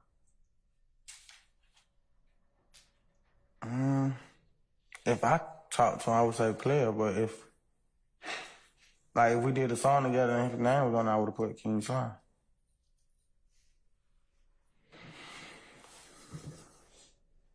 How often would you hang out with Player? Just at the studio, or if I had to call him to get some lean or something from him. To get some weed? Some lean. Lean? Lean. Yeah. Did he sell lean? Yeah. Were you aware if he sold anything else? No. No, he did not? I'm not aware of that. Okay. When you said you would hang with him at the studio, about how often would you hang with him at the studio? Whenever he stopped by, or whenever I call him for some lean. So whenever he would stop by the studio? Is that a yes? Yes. How often were you at the studio? I can't recall. I went to the studio, a lot of different studios. And would he just randomly be at all the studios that you would go to? Or was it one particular studio? I mean, he was a rapper too, so he might have a room in the same building or something like that.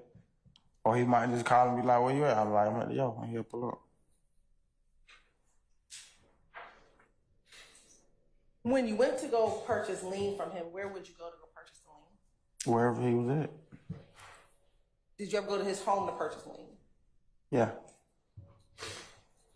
And is that same place you said you would just get on the highway and go to?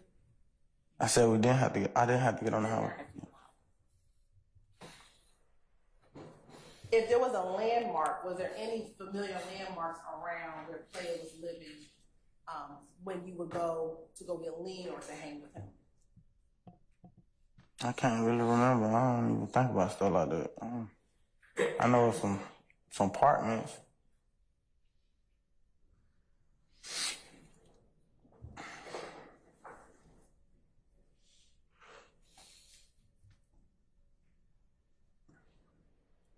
Back when you would go get lean with Player or from Player at his apartment, would you ever go with anyone else?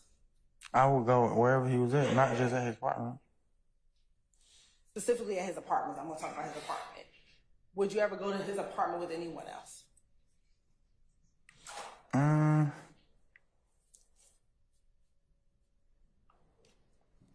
If somebody else was in the car with me, then yeah, but I wouldn't just take nobody to his house like this.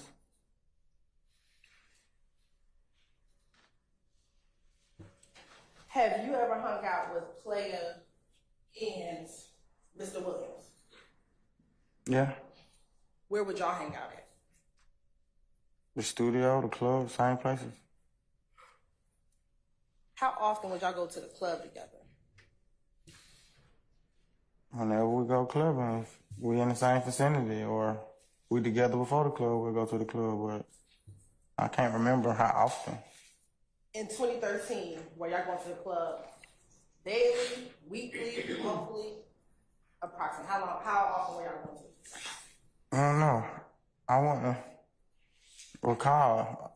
I know I wouldn't go to the club if I was broke. I'd be on some other stuff, but I wouldn't go to the club if I was broke, so.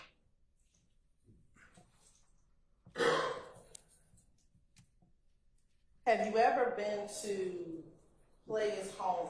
And let me back up. Was Player living with Shay back in this time frame that we're talking about at the apartment that you could get to without getting on the highway? Yeah, it was a couple people living there. It was a couple people. Who else besides Player and Shay were living at that apartment? I think it was like his cousin or something. Might have been her cousin. It was a dude. And her kids. How many kids did she have at the time? I think she had like 3. I can't recall how many. It was kids in there though.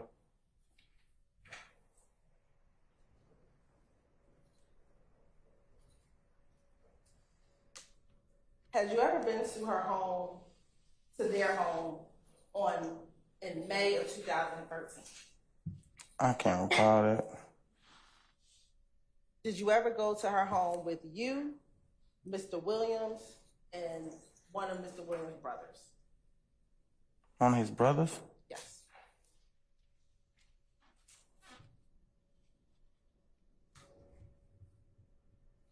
No, not one of his brothers. All his brothers way older than us. They don't hang with us. Have you ever been to his home with her home with you, Mr. Williams, and any other person? Yeah, player. Outside of player. No. Have you and Mr. Williams ever been to their home together? I just answered that with player. Have you ever been to the home when player was not there? No, that would be kind of weird.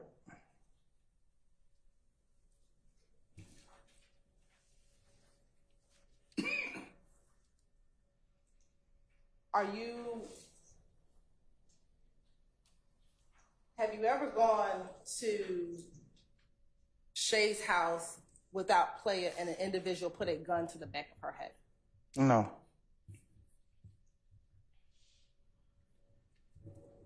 What about you robbing or taking her belongings to be cash, a baby book bag, Beats by Dre headphones, and her weapon and her gun?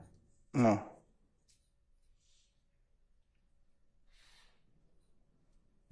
What about shooting her gun at or in her direction while she was holding her baby? I did a lot of stuff. I ain't never did nothing with nobody I grew up with or nothing like that. Especially not no female. To your knowledge, I know you said that play, you can get lean from play. To your knowledge, did Shay sell drugs? Not to my knowledge, but I mean, like, I never seen her sell drugs.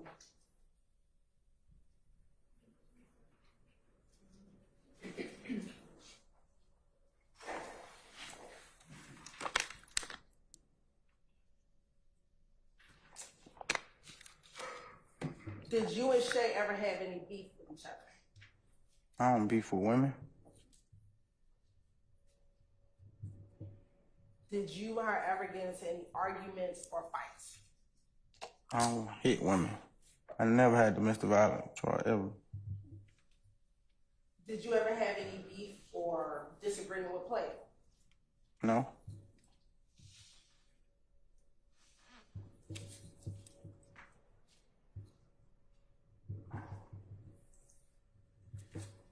Did you ever try to steal any heroin from Shay? Heroin? Heroin. I did a lot of drugs. I ain't never did heroin. Never did heroin. I don't even know how they look. Have you ever been to Shay's house with you, Buck, and Mr. Williams? Yeah, I think that accurate with player. With player? Yeah. And player was present when you all were there? Yes. Did you ever sit down and smoke weed with Shay and player wasn't there? Just you, Mr. Williams, and Buck? I didn't even know she smoked weed. Did you ever steal heroin, or did Buck ever steal heroin in your presence from Shay with you and Mr. Williams present?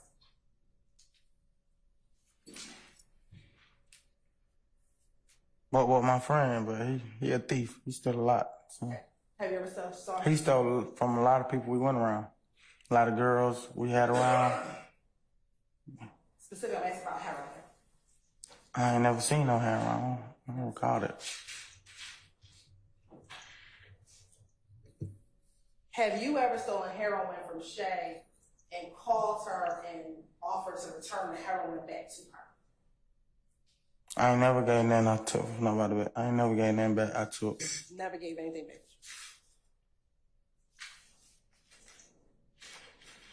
And speaking about that, you said you would rob people. Who would you rob? Huh? Say it again. You said, I'm asking you to say that again. Sure. Who would you rob? Like, would you rob little old ladies on the street corner? Never robbed a lady. Okay. So who would you rob? People who got money. How did you determine they were people who had money? I would have to see it. So is somebody just flashing money, you would say, I need to go get it? Yeah, that probably would be the case. Now, when you were doing the robberies, Was that primarily in that Cleveland Avenue area, all over the city of Atlanta? Where would you rob? It wasn't a particular area. If I knew I needed the money and my mama needed the money, go find it. Did you try to target any particular type of people that you knew would have money? No. Did you ever rob drug dealers?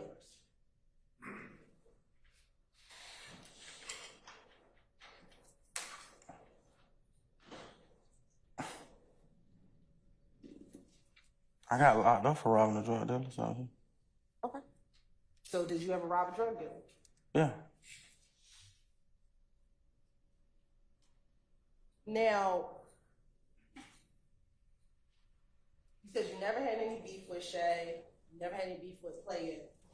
Do you personally know any reason why she would make up a story about you?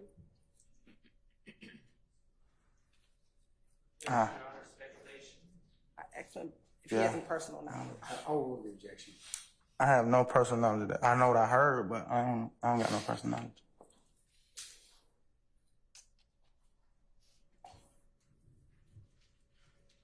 All right. You just talked about being charged with or locked up for robbing a drug dealer.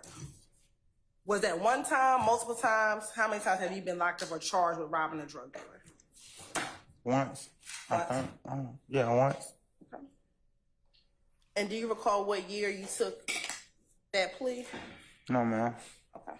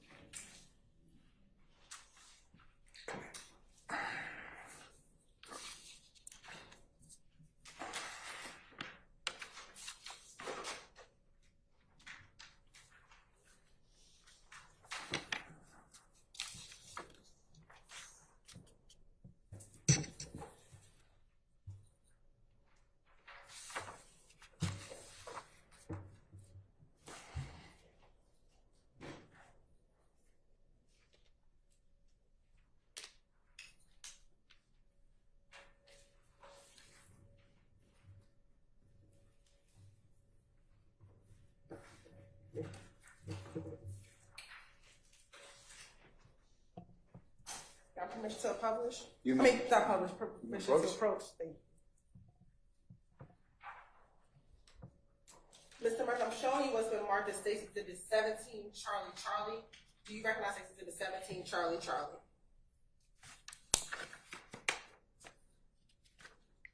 This ain't my name. I know what this is. It's like a, it's like a spreadsheet of like my charges and stuff.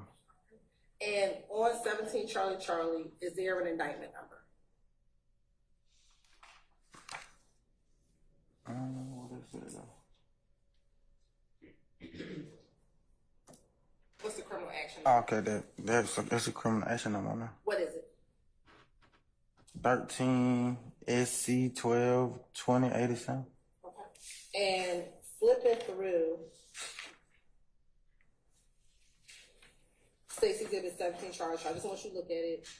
Look and see if you recognize the charges within Stacy Exhibit 17, Charlie. And, first, let's talk about the charges.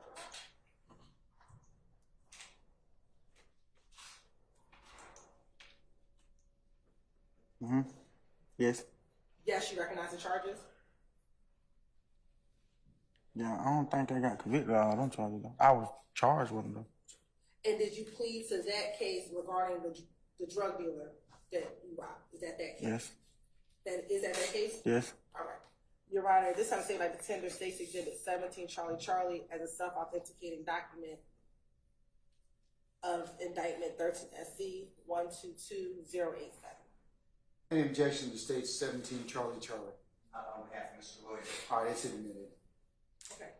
Looking at Stacy Exhibit 17, Charlie, on the first page, can you tell what charges you actually pled to?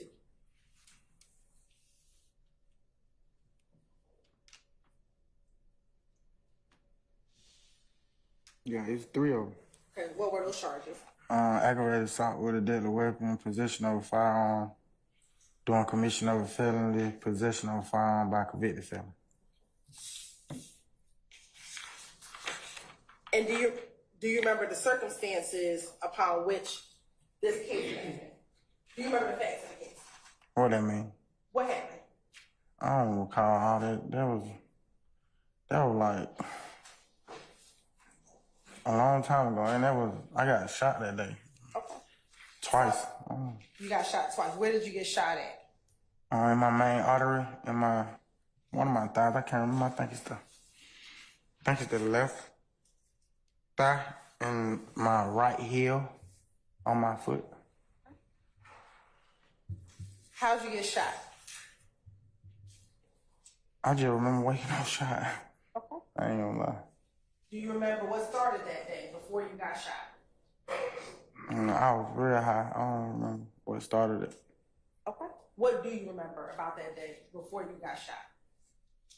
I remember before I got shot. I don't remember that day before I got shot. I just remember waking up, like, in the hospital bed. Do you remember what happened at all? Do you remember being in the car that day? No. Do you remember shooting at anyone that day? No. Do you remember being in a car that went airborne and hitting a wall? No. I heard about it though. Do you remember if there was anyone with you that day before you got shot?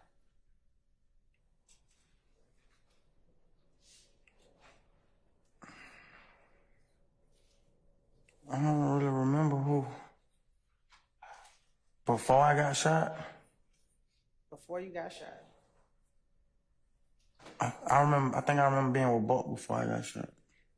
Where were you at? Where were you with Buck before you got shot? I think we was at Buck's house, I think. Was that the only person's house you were at that day? As far as I remember. That was a long time ago. I've been in a car wreck since then. Fractured my spinal cord. I had to go to surgery. I've been through a lot. Do you know someone by the name of Adrian B? Or B? Yeah, I know B. Do you recall being with him on the day that you got shot? I don't remember though, but I heard I was with him. You heard you were with him, but you don't remember being with him. No, I don't remember. Not on that day. I remember like hanging with him. How did you hear that you were with him? People told me that. They like, bro, you and Bean wrecked the car and robbed somebody. When I woke up, I don't remember like what happened though. How many times have you been shot? All together? Yes. 4. So we know that this incident back in 2013, you were shot in your leg. What were the other 3 times that you were shot?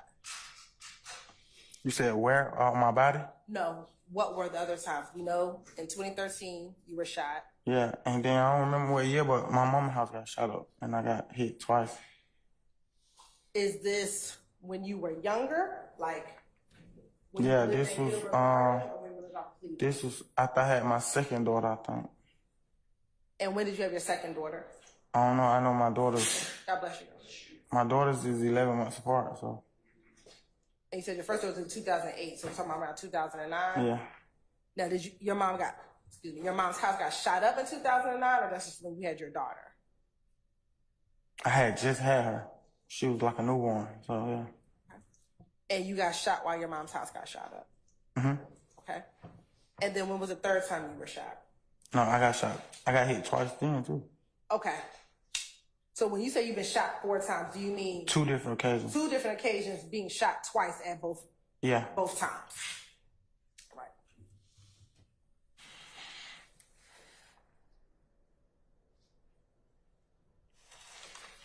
Do you remember after being shot on this occasion in 2013, waking up in Grady Hospital?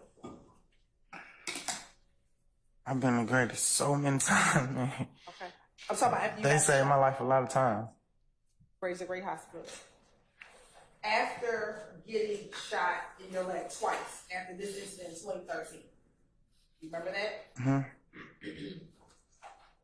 Do you recall waking up at Grady Hospital? I don't woke up. after surgery, being put to sleep, anesthesia, other drug medicated. Like I remember waking up a lot of times that grade. I don't remember that time though. But you said you've only been shot on 2 occasions. Mm-hmm. Yes?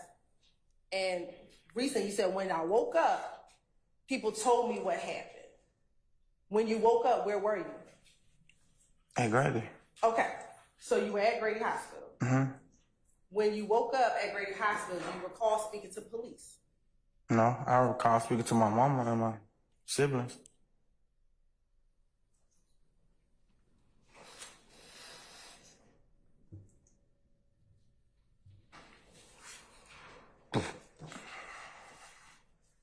Back in 2013, when this incident occurred, do you recall being in a car with Frederick Prothero or Big Fred? People told me that. Do you being also in a car with Jeffery Williams? No. Did anyone tell you that? No. Okay. But they told you about they told you about Prothero. Yes. Now, do you remember back in 2009 the circumstances as to why your mom's house got shot? Do you know why your mom's house got shot up? It was a drive-by. Huh? Was your mother's home the target?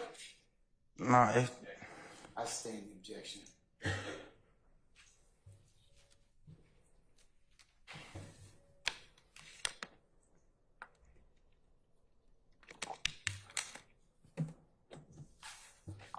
Do you remember shooting at anyone on this day when you got shot? no. Do you remember anybody telling? Apologize, Your Honor. I asked which date and who date. Okay. Okay, I'll stand the objection. Rephrase, please. Yes. Back in 2013, when you woke up at Grady Hospital, do you remember shooting at anyone prior to going to Grady Hospital being shot? No, I don't remember nothing when I woke up. Do you recall anyone telling you that you did shoot somebody? Objection calls for hearsay. I stand the objection.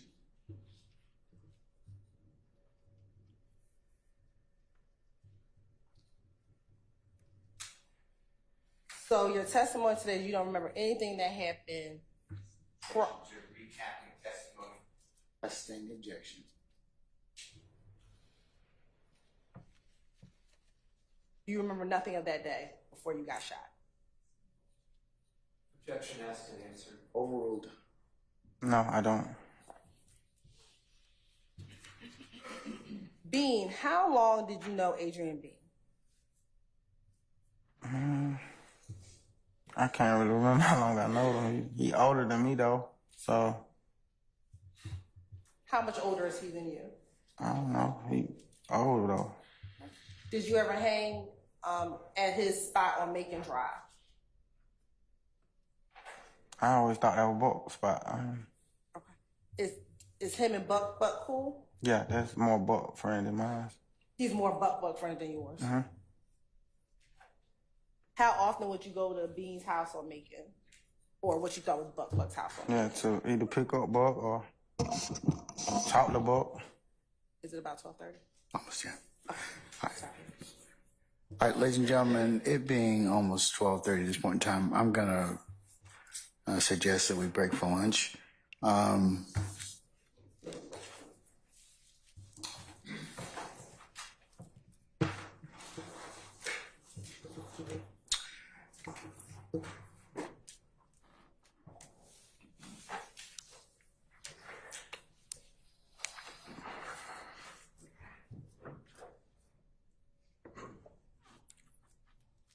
Ladies and gentlemen, I'm going to give you a little bit longer of a lunch hour today as the court has some unrelated business I need to take up.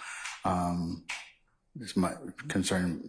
It's part of my duties as a chief judge. So I'm going to allow you to have lunch, and if you could come back for, I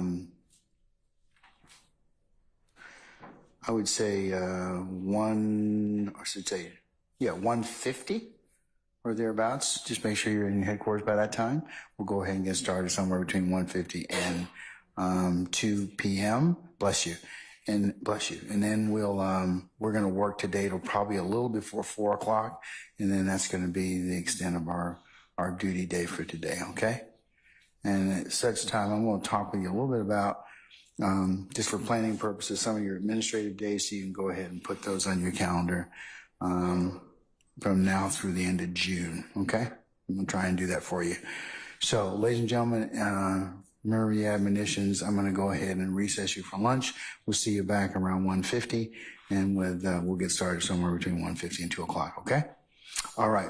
All rise.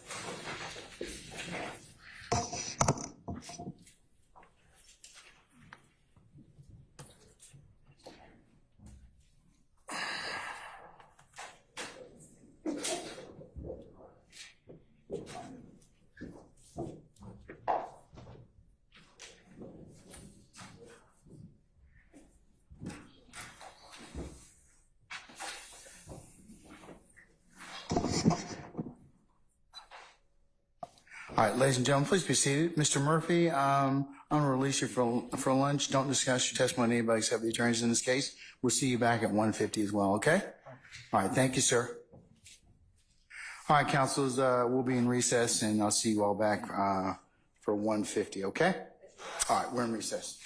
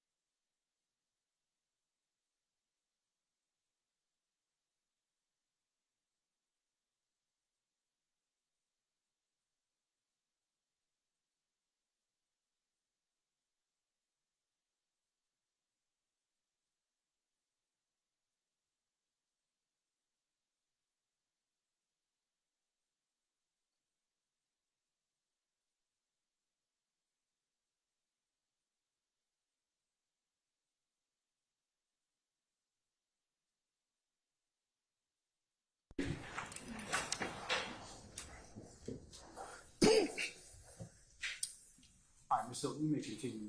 Thanks, Mr. Murphy. When you were shot, when your mother's house was shot up, what were you doing before the house got shot up?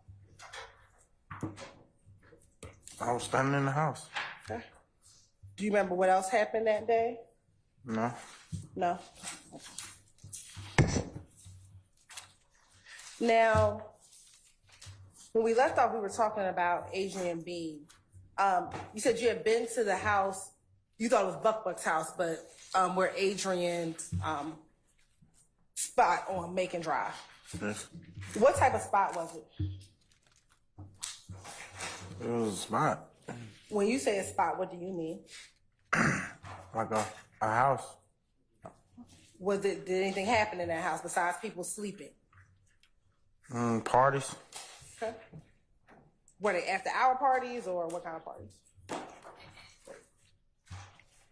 It was just parties. I don't remember what hour it was. Okay. Did anything else happen at that house? They sold food. I remember that.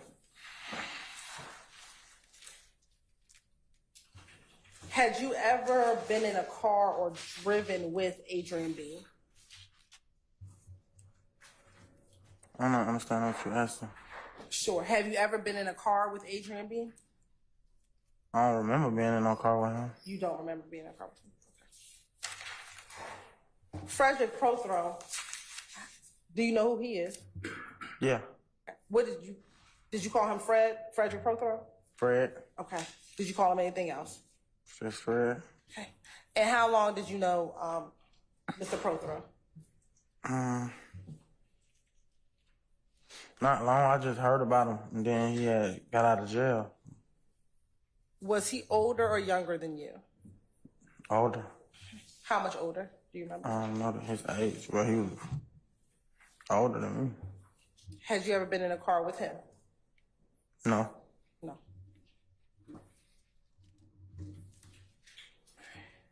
Now, you talked about the fact that you would rob people. When did you start robbing people?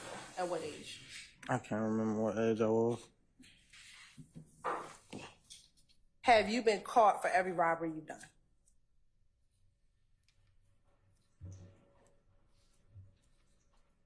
Don't answer that. Rephrase that. Your Honor, we would be given any type of use immunity. If I'm sorry? anything would be past the statute of limitation, and we would be given a use immunity. Your Honor. I don't care. Just don't. He's not going to answer that question. Okay. You can rephrase the question, but he's not going to answer that question. The robberies that you've done, have you committed them with other YSL members?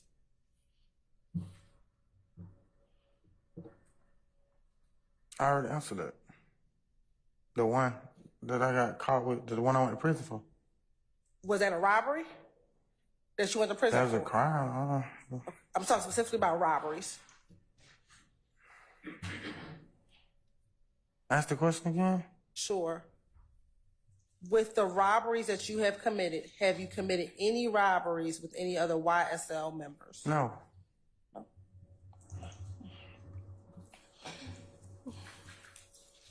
Have you ever committed robberies with other people? Yes.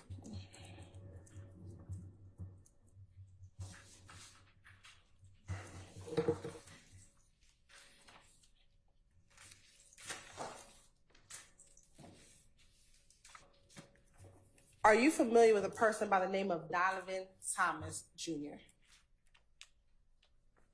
I heard that name before. Okay, how have you heard of that name? This trial, this case. Okay. Prior to this case, had you heard of his name? That name, no. Okay, what name do you know of? Nut. Okay. And is that what you called him? Yeah. How do you know Nut? From being out, club, and stuff. Okay. Did you have a relationship with Nut? I wouldn't say it was a relationship. We knew each other, though. He had a relationship with my kid's mother. What type of relationship he had with your child's mother? I think they were from the same neighborhood. And is this the same child's mother who's friends with Shay? Yeah. And did Shay grow up with your child's mom in that same neighborhood? Do you know? I don't know. If they were the same neighborhood. To your knowledge, was Big Nut, or Nut as you called him, associated or affiliated with any gangs? I just seen him at the club and stuff. Okay. So I never hung with him, so I don't know what he would call himself. Is your answer that you don't know what he is? I don't know. Okay. Do you recall having an interview with Detective Gaither and Detective Dennis at the Atlanta Police Department in August of 2016? Yeah, I recall the interview. Okay. And do you recall during that interview when they asked you about Nut, you told them that Nut was the head of If Gang? I would have said anything to get back home. Would there be any reason why telling the police that Nut was the head of If Gang would get you out of jail? That's probably something I heard from somebody else. Okay. But back in August 2016, you told the detectives that he was a part of If Gang. I don't remember saying that. Are you aware of his death in January of 2015? Yeah, he did. All right. Where were you back in January of 2015? At Grady Hospital. Why were you at Grady Hospital? A fractured spinal cord. How did you get your fractured spinal cord? Car accident. Do you remember when the car accident was? Not the exact day, but it was early January. It was in early January. How long were you in Grady with your cracked spine? I don't remember how long I was in there. You don't remember how long? No, I remember I seen that on the TV, on the news.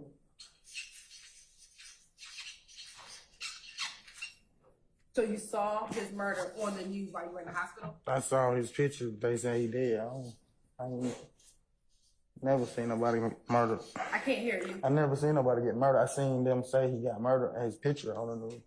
Okay.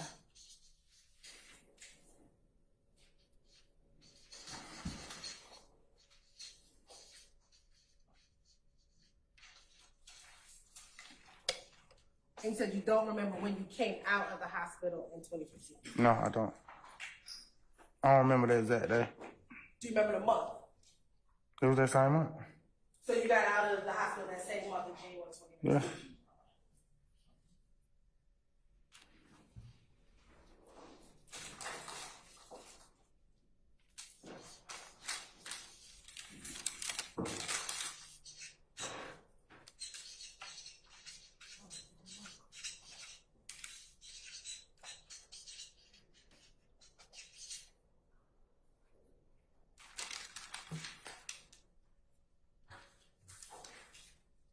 Back in 2015, were you aware of any beef or disagreement between If Gang and YSL? If I was, it was something I heard. I ain't witness no beef or nothing like that going on. Okay. Do you recall that same interview in August? I think I may have said 2016, but I mean 2015. Your Honor, I'm going to object. Basis. It's hearsay. It's called for hearsay, and we may approach about the matter. I'll sustain the objection. You want to try and do something and get something else? You're right. Yeah. Okay. He didn't say that's what he heard in his interview, so I wanted to confront him with what he said. All right. Do you? Sir. It's still hearsay. But there's prior statements that were based on hearsay. It's still hearsay. Your Honor, Do you have any? it's not based on hearsay because he didn't. He testified he has no personal knowledge. No, he said he doesn't recall. Okay, well, ask him that, and then we'll see whether or not he does or not. Okay. Do you recall telling Detective Gaither and Thomas during the interview that there was beef? Not that you heard about the streets, but that there was beef between If Gang and Slime, and that we were beefing. I don't remember. If Gang. I don't remember saying it. Okay. I'm going to overrule the objection, sir. In August of 2015, did you tell Detective Gaither and Detective Dennis that we, as in Slime, were beefing with If Gang? I don't remember saying it.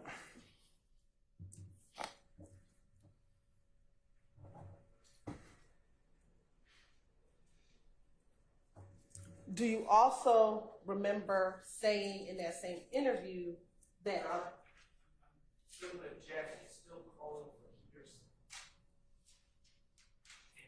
And I mean, I don't want to keep speaking objection. All right, come on up.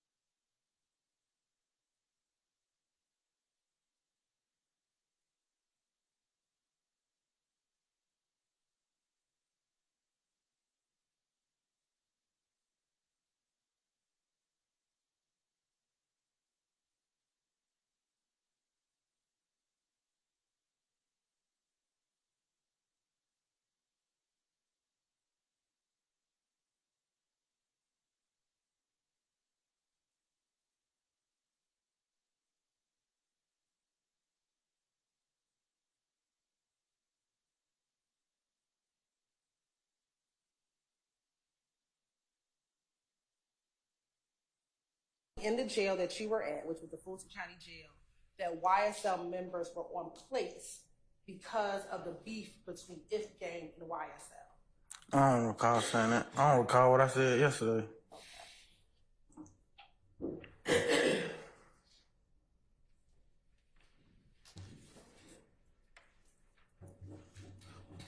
What does the term being on a plate mean?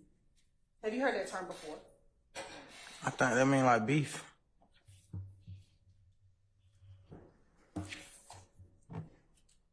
And when you say beef, what do you mean? Two people that don't like each other. And does it only have to be two people that don't like each other? I ain't understanding what you asking right there. You said it was two people who don't like each other. Does it always have to be two individual people? I don't know. I ain't make the definition of it. I ain't make the word. Okay, but what's your understanding? I just told you, two people disagree on something. And for you, it's only two individuals, like you and I beefing. It can't be two groups beefing? I don't know. I don't understand what you asked me to say.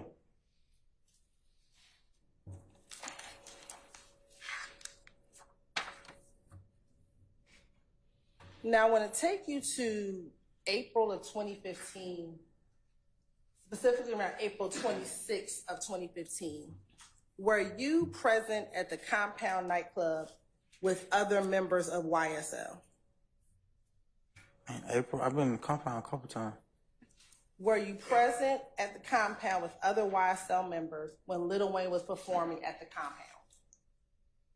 Yes. Who did you go to the club with? I can't remember who I was there. It was a lot of us. Okay, when you say a lot of us, name some of the people you were at the club with. I can't remember. It was a lot of us, though. Do you remember anybody? I just remember standing in the crowd. Do you recall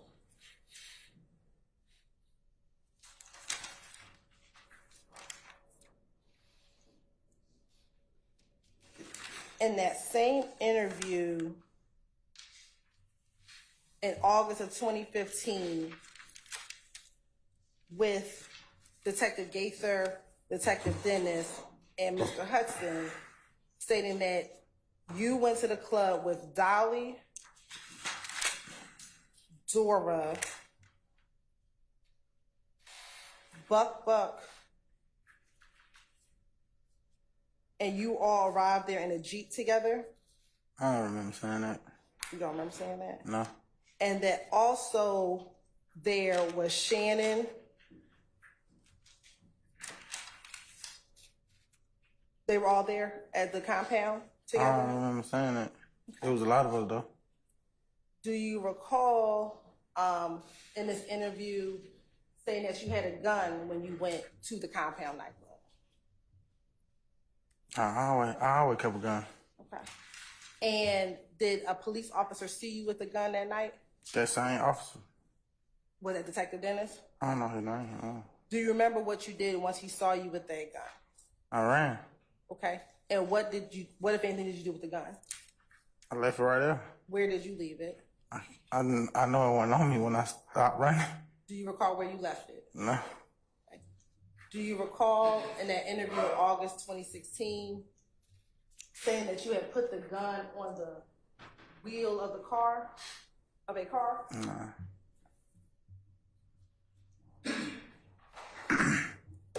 Why did you all go to the Compound that evening? I don't remember. The same reason we go to a club any other night. The club. Was that the only reason why you were going to the club? To my knowledge.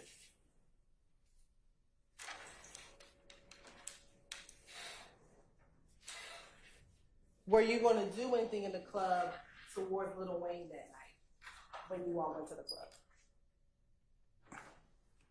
That man like the president. Man, how you gonna do something to Lil Wayne? Okay.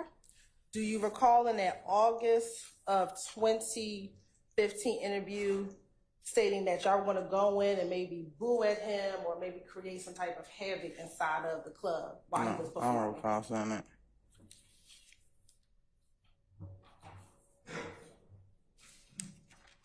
Once you took off running after the police saw you with the gun, what did you do? I don't remember. I know I left, though. I don't know if I called somebody or I paid somebody I just seen. I know I left the vicinity, though. Do you recall telling the detectives in that August interview that you got into another vehicle, not the vehicle that you all came in, and end up going to another club, I think the Blue Ivory. I don't remember that. I thought I went home or with a female to a house or something. I don't remember going back to no club. I was shook after that. Do you also remember saying that after y'all left the club, you all went back to the studio? No.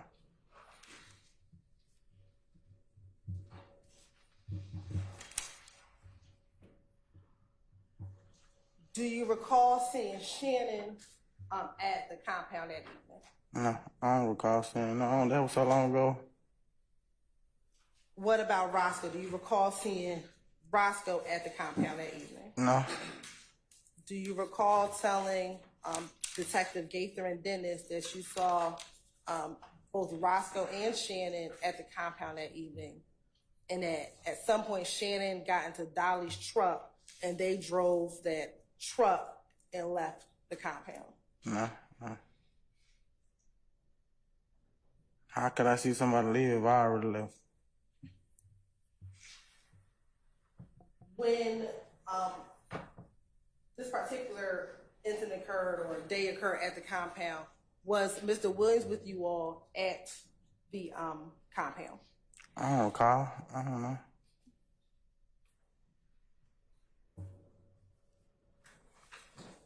Do you recall if you spoke to Mr. Williams that night at all while you were either at the compound or later on that evening at the compound? What year you said it was? In 2015, April of 2015. I don't even think we were talking then. Do you recall telling detectives that you spoke to Mr. Williams and he was upset with you because you had brought Dora and Dolly to the club that evening?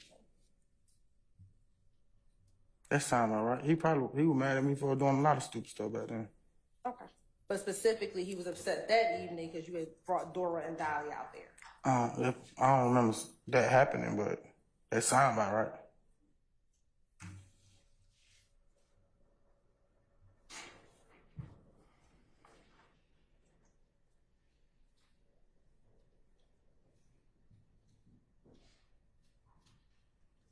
Why do you keep a gun on you? I don't keep a gun on me. Back then you said you always used to have a gun. Oh, back then, okay. Yeah, sorry. We gonna, yeah. Why did you always keep a gun on you back then? I don't know, I just did. Why? There was no particular reason. I just kept a gun on me to protect myself. Was it because of the beef you were having with Ifgang? I kept a gun before I even was what I said or heard of if gang, anything like that.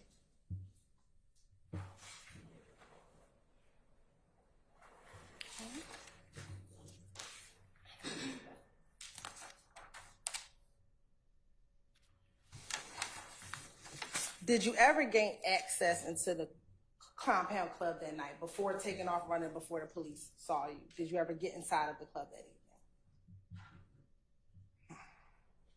I don't recall getting inside the club.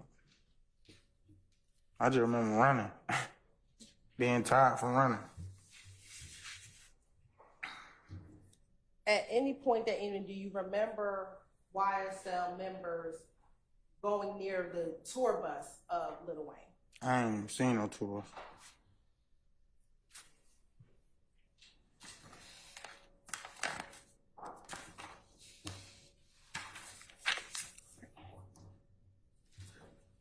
Now I want to take you to April 12th of 2015, excuse me.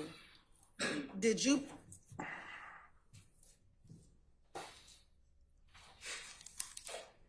I think earlier we talked about you pleading to participation in criminal street gang and an attempted murder. Do you recall doing that and going to prison? Yes.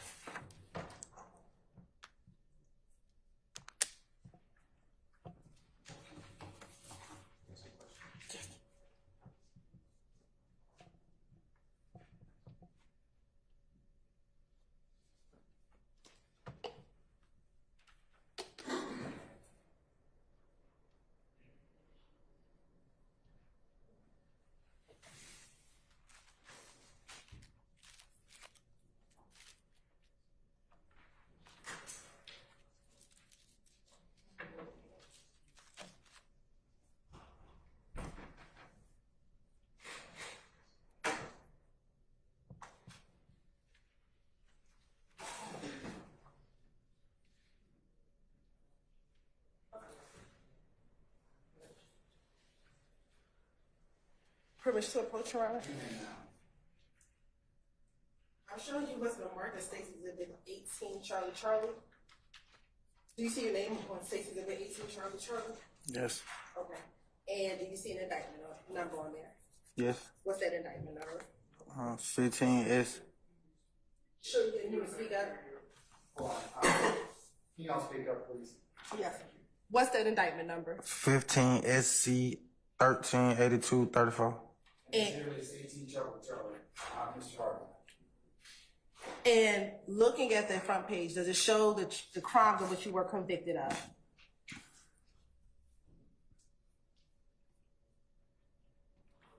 Yeah. Okay. And are those the crimes for which you went to prison for in 2016? Yes. Right. Your Honor, this time the state would like to tender Stacy's Exhibit 18, Charlie, as a self-authenticating document. Any objection to 18 Charlie? I don't. Prosecutors, one issue, but other than that one issue. The last page, Your Honor, otherwise I don't. You know that last page? Yes. All right, 18 Charlie is admitted without redaction. And Mr. Murphy, looking at this certified copy of the conviction, what were you convicted of? Participating in criminal street gang, aggravated battery, aggravated assault with a deadly weapon, possession of a firearm during the commission of a felony, aggravated assault with a deadly weapon. Okay. And you were convicted of participation in criminal street gang activity. What gang were you a part of? Blood. Was it YSL?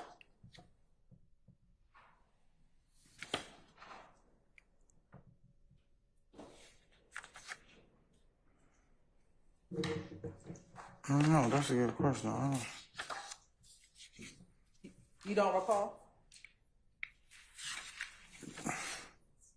They didn't ask me that when I pleaded guilty.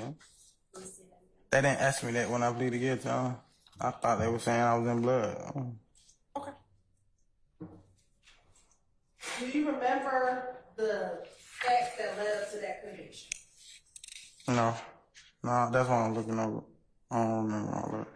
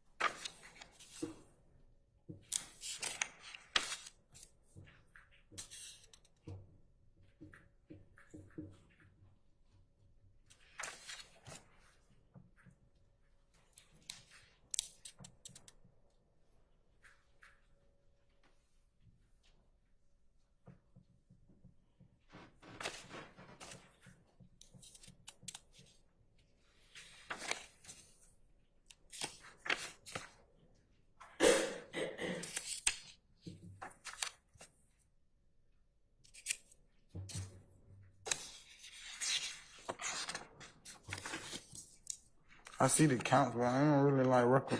Like, I don't remember. I see the counts on it though. Okay. So you don't remember what happened on April 12th, 2015?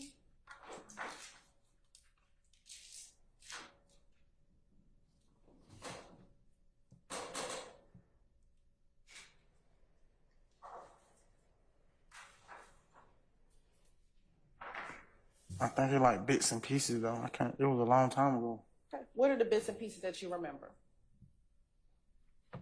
I remember like going to court for it and seeing the guy who got shot and all that. It was traumatizing. So you say you only remember what happened after you got arrested? Like as of right now, yeah. Okay. So is it your testimony today that you don't remember anything that happened on the evening of April 12th, 2015? Like bits and pieces. I just said that. Okay. What are the bits and pieces that you remember about what happened on April 12th, 2015? I just remember like pulling up to the store Okay. where it happened at. What store did you pull up to? I can't remember the name of the store. It was a gas station though. Okay. Do you remember where the gas station was? No. Do you remember what part of the city the gas station was? No. It was, I think, off Cleveland Avenue. It was off Cleveland. Did you go to the gas station with anyone? Yeah. Who? Me and Nard. Okay. And when you say Nard, who are you speaking of? Nard. Does Nard have a real name? I don't know his real name by heart though. Okay. How long have you known Nard? What you mean, like in 2015? In 2015, how long has you known Nard? Not long, probably about a year. Only a year. Permission to approach? You may. I'm showing you what's been marked as Stacy Exhibit 23, Charlie. Do you recognize Stacy Exhibit? The person Stacy Exhibit 23, Charlie? Yes. Who's that? The Nard. Is that the same Nard that you came to the store with back Yes. in April 12, 2015? That's the same person? Yes. You at this time the state would like to admit State's Exhibit 23, Charlie as an evidence. Any objections to states 23 Charlie? I don't have Mr. Williams. All right, states 23 Charlie admitted.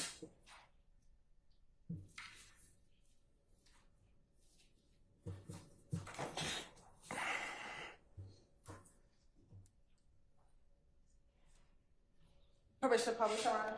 Yes, you may publish.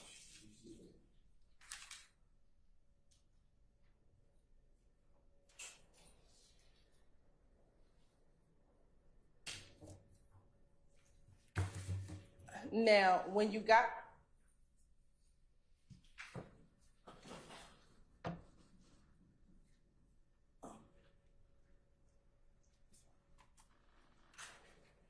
when you got to the store with Nard, do you remember where you were prior to getting to the store?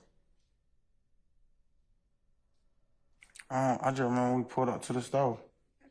Do you remember in the interview back in August of 2015 and in the proffer that you did in February of 2016, telling Detective Gaither and Detective Dennis, as well as Detective Gaither, Dennis, and a prosecutor, that before you got to the sit-go, or before that you got to the gas station, you were at Hot Rod Spot off of Browns Mill Road?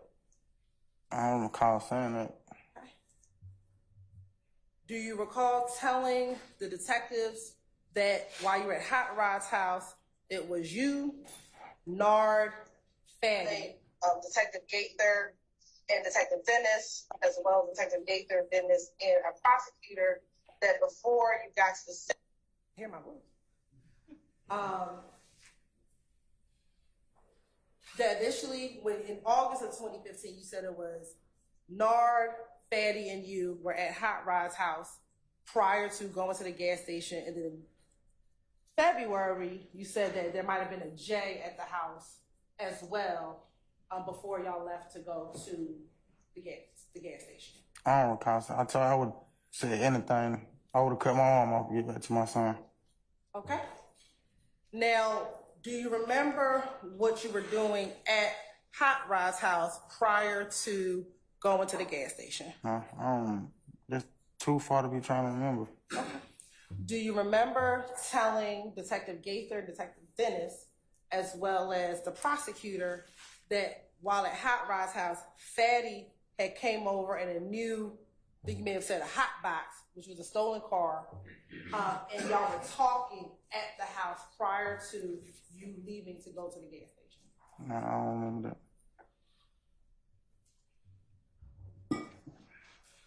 Do you remember telling Detective Gaither, Detective Dennis, and the prosecutor later on in February that while you were at the house, that Nard received a phone call and that Nard told you, threw you a chopper and told you, let's ride? No, that sounds like a movie. All right. I told you I was high back then. I would have said anything. Okay. Do you know what a chopper is? A chopper? Yes. There's a lot of different meanings for chopper. A helicopter, a motorcycle, a gun. A gun that's a chopper. Do you know what type of gun that is? It's a chopper.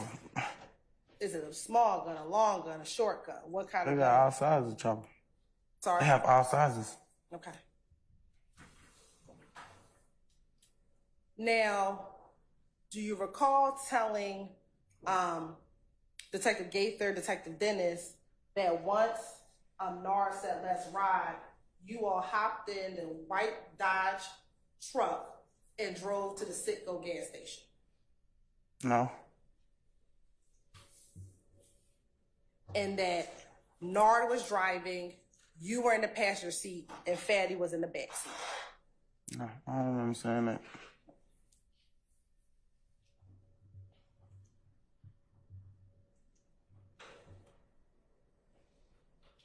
Do you recall telling Detective Gaither, Detective Dennis at the August 2015 interview, as well as in the proffer in the February interview, that while on the way to the gas station, that Nard was on the phone with someone? No, I don't remember that.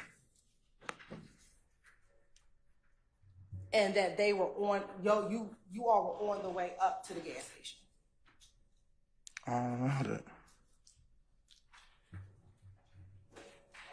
Do you recall Detective Gaither and Detective Dennis asking you whether or not you asked why we were going or what we had to do? Do you recall saying that? I don't recall. They asked me a lot of stuff. Do you recall telling them that Nard didn't say why you had to go? He just handed you a chopper. You assumed there was something going down. You thought you were going to get a catch or thought you were going to hit a lick. That's what you thought was going to happen. It sounded like me. I'm always was trying to get a lick back then. You were always trying to do it. Okay.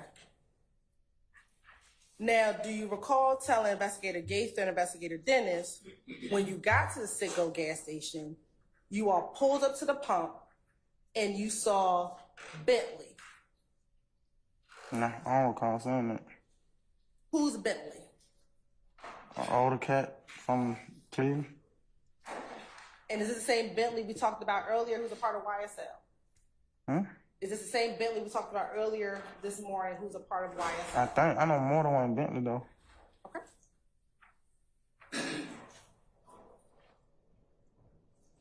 Permission to approach. I'm showing you what's been marked as State's Exhibit 24 Charlie. Do you recognize State's Exhibit 24 Charlie? Yes. Who is that? That Bentley. Okay. Is that a Bentley that you knew back in 2015? Yeah. All right. Is that a fair and accurate depiction of Bentley back when you back in 2015? Yeah. Your Honor, this is how I say would like to tender State's Exhibit 24 Charlie into evidence. Hey, Jason Stacy Charlie, 24 Charlie. On behalf of Mr. Williams. Stacy 24 Charlie.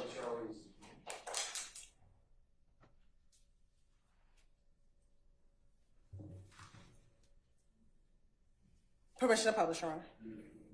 Publish as you see. Thank you.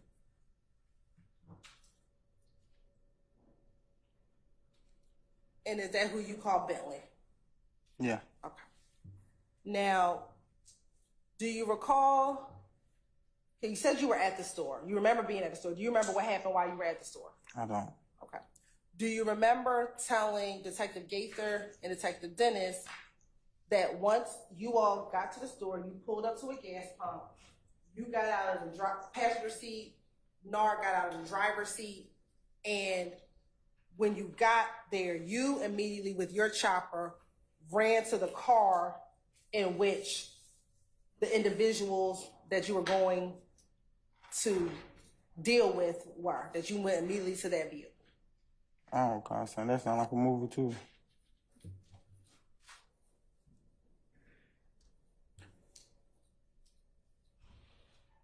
Do you recall them saying after you walked up to the vehicle, they rolled their windows down, the passenger side window down, and after they, God bless you, after they rolled the passenger side window down, you backed back from the car and went back to the doorway of the gas station? I don't call on that.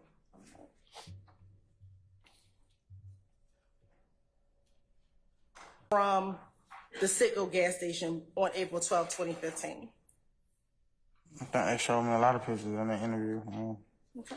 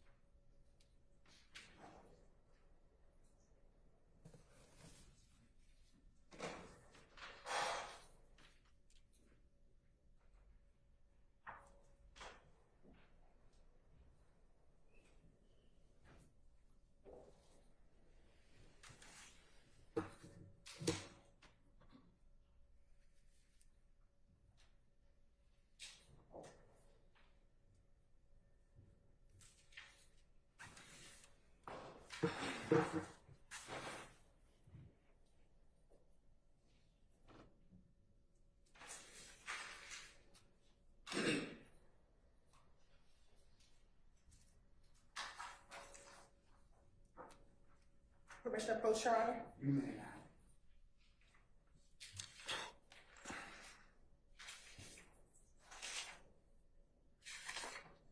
I'm going to first show you what's been marked as Exhibit 9 Charlie Charlie through 15 Charlie Charlie.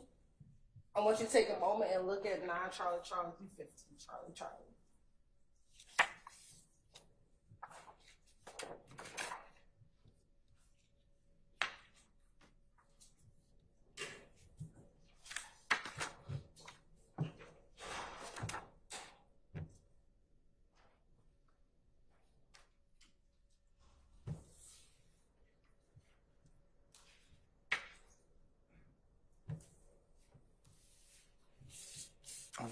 Okay, looking at 9 Charlie Charlie through 15 Charlie Charlie. One, do you see yourself in those images captured at 9 Charlie Charlie through 15 Charlie Charlie? Yes. You say yes?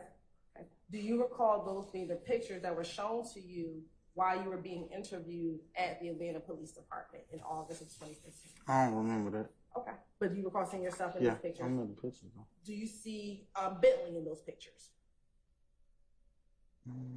Yeah, and a couple of them. In a couple. Yeah. Okay.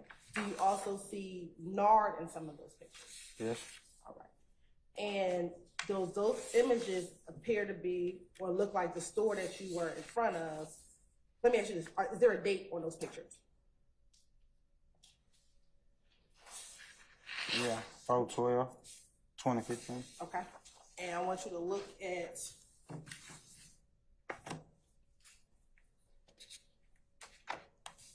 your indictment. What is the date indicated in any of those counts in the indictment in which you pled guilty to? 4/12/2015. Is that the same date as in those surveillance images? Mm-hmm. Okay. And does that appear to be a fair and accurate image of what you look like on April 12, 2015? I don't know what I look like back then, but that's me in the picture. But that's you in the picture. All right, Your Honor, this time the state would like to tender Stacey Given 9 Charlie Charlie to 15 Charlie Charlie in seconds. Any objection to states 9 Charlie Charlie through 15 Charlie Charlie? On behalf. All right. States 9 Charlie Charlie through 15 Charlie Charlie are admitted and may be published as you see fit. Okay.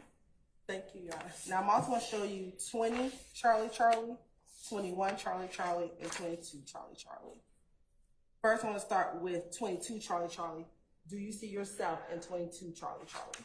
Man, that picture's so blurry. You can't even tell who that is. Okay. So let's look at 14 Charlie Charlie. Do you see yourself in 14 Charlie Charlie? Yeah.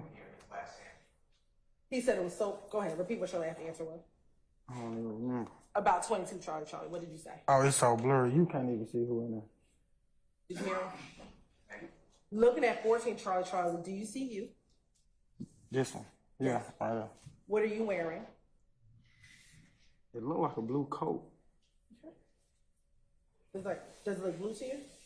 Mm-hmm. Okay. The image in 22 Charlie Charlie, can you tell what color coat that person is wearing? It's so blurry, I can't see the color though. You see what I'm saying? Okay. Let me ask you this. Are you familiar with the image of what's contained within 22 Charlie Charlie? No. On 22 Charlie Charlie, what is the date on 22 Charlie Charlie? April 12th, 2015. Okay. And is there a time stamp on there? Charlie Charlie, can you tell what 21, color 43, 50. Okay. Do you? 21, 43, 50. Hold on 1 second. Are you familiar?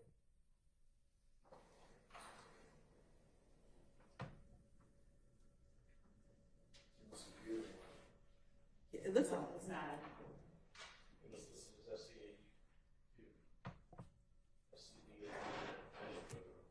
Okay. Do you know military time? No, never been to the military. Okay.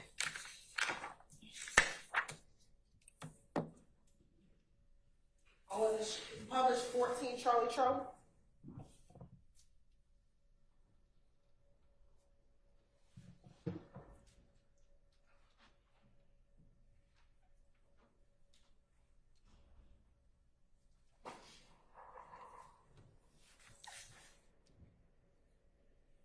Looking at 14 Charlie Charlie, do you see where you are in 14 Charlie Charlie?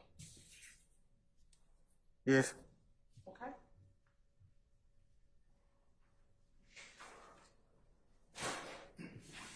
And where are you? Standing behind the door, the dude holding the door. What? You look like you holding the door. Yeah. Right here? Yeah. Okay. And do you recognize anybody else in this picture? I don't know none of them, but not right there. Is this Nard right here? Yeah. Okay. So you don't know any of these other people? No. All right. Let's look at 15 Charlie Charlie. Do you recognize anyone who's in 15 Charlie Charlie? That's the same people, right? Is Nah, it? that's Bentley right there. Look like, yeah. That's Billy right here. Yeah. Okay. What about, is that the individual, I'm sorry, for the record, in the white t-shirt? Somebody some black and white Jordan? Yes. Right. 16 Charlie Charlie. And I'm sorry, stay up 15 real quick. Are you also still in this image as well? Yes. Right. 16 Charlie Charlie.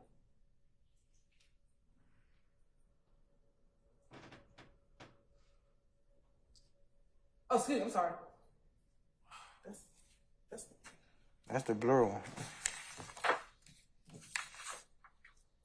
13 Charlie Charlie.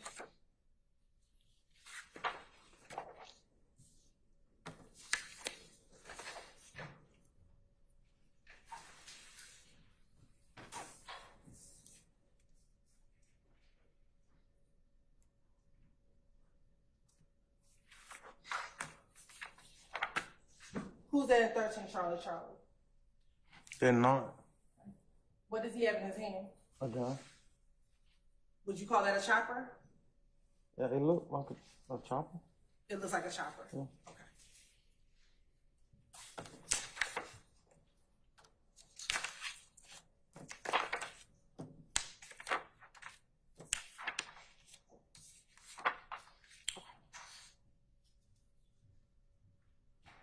Does that look like the store that you went to on April 12, 2015?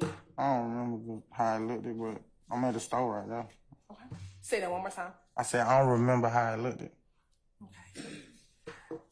Now, at the store, do you recall telling Detective Gaither and Detective Dennis that after you ran up to the other car, that you walked back to the door and you kind of motioned for Hot Rod and Bentley to come out of the store? It looked like I was coming out the store with them. Do you recall telling Detective Gaither that you kind of motioned, because they looked scared, so you kind of motioned for them to come out the store as if they didn't have to be scared anymore because you were there? No, I don't remember.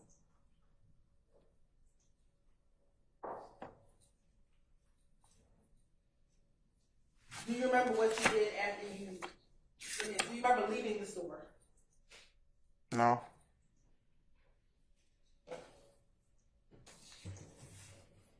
Do you remember telling Detective Gaither and Detective Dennis that once Bentley and Hot Rod got out the store, that you and Nard got back into the vehicle, Nard being the driver and you being the passenger?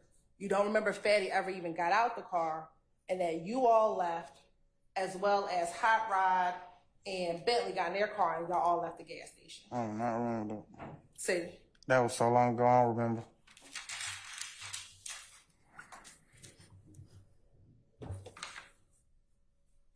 Do you remember where you may have went after you left the gas station? No. Do you remember telling Detective Gaither, Detective Dennis, as well as the prosecutor in February of 2016, that after leaving the store, that you saw the guys in the blue car go down Jonesboro Road, and you all went down Browns Mill Road, and you end up seeing the blue car at a stop sign? You couldn't remember what the cross street was, but it was a cross street that crossed Browns Mill and Jonesboro Road. Oh, I thought I would say anything, dude. But you did plead guilty to this crime that we're discussing. Yeah. Correct? Do you recall telling Detective Gaither and Dennis that when Nard saw the car stopped at the stop sign, that he said, "Oh, there go them niggas," and that he kind of turned and Bentley and Hot Rod drove around y'all vehicle because they were following behind you. They went straight, and you went over to the vehicle to where the blue car was? Do you remember that? I don't remember that. Do you remember then telling Detective Gaither, Detective Dennis in August, as well as telling Detective Gaither, Dennis, and the prosecutor in February, that Nard then rolled down his window, took the chopper, and you actually crossed your hands, and that he shot into the vehicle multiple times, about 3 to 4 times, inside of the vehicle with the chopper. And then after shooting, y'all took off and y'all drove. I don't remember saying that. Do you remember Detective Gaither showing you pictures of the victim with half of his head cut off? Yeah, I remember. You remember that? Yeah. And do you remember telling Detective Gaither that it was Nard who shot half his head off? I don't remember saying that, though.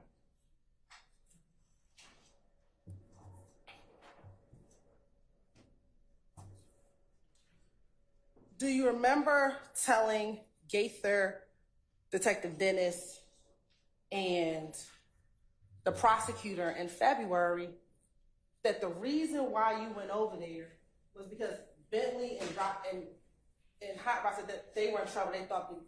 They thought that these 4 young men were trying to follow them. I don't remember none of that.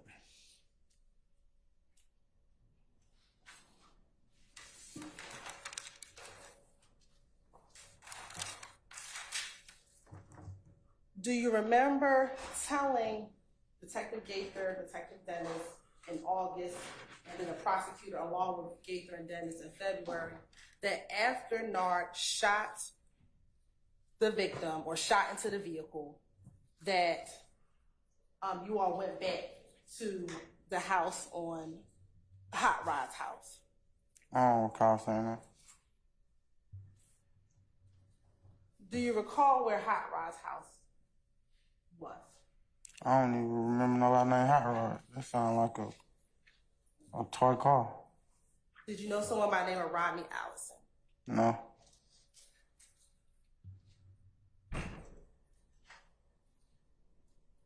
Do you remember describing Rod's house as kind of a trap house? You get your drugs there sometimes that you would take. Yeah.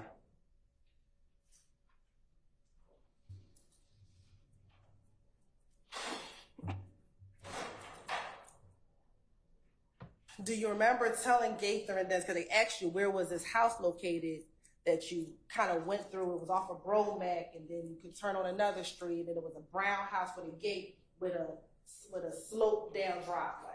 Yeah.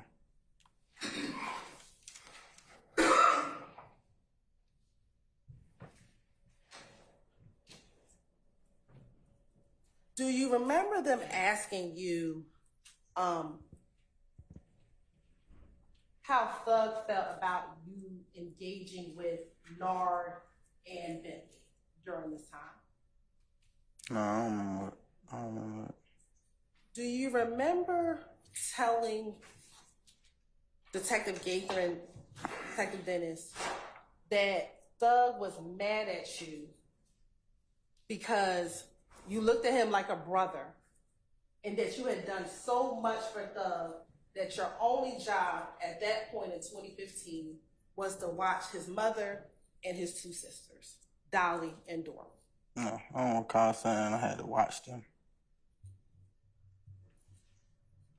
And that he wanted you to kind of lay low. That don't even sound right.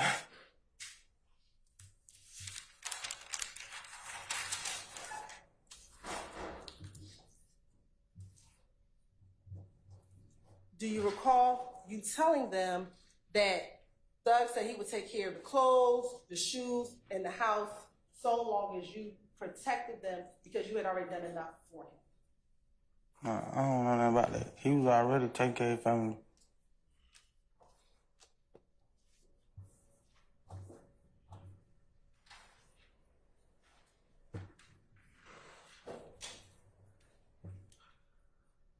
Do you recall ever speaking with Nard or Bentley after the shooting at all? No, I don't.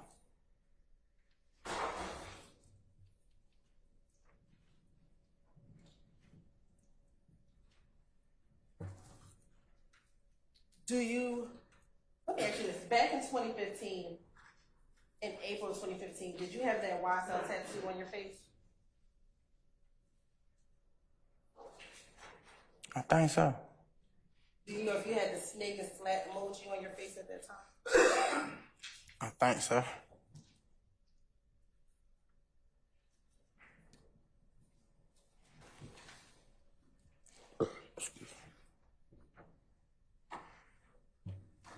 Now, do you know why you were so willing to just grab a chopper and go up to the Citgo gas station without any questions asked to protect Bentley? Probably high. It sound like a movie. But high or not, did you see yourself in those images at the Citgo gas station? Yeah. And in those Citgo gas station pictures, and I'll pull them up, did you wear a mask at all when this occurred? I don't remember what I had on. Okay, look at those surveillance videos. I just seen a blue jacket. That's all I can see. It's blurry. I just see my face in a blue jacket. Okay. First, looking at 14 charge, Charlie. You have that one in your hand? 14?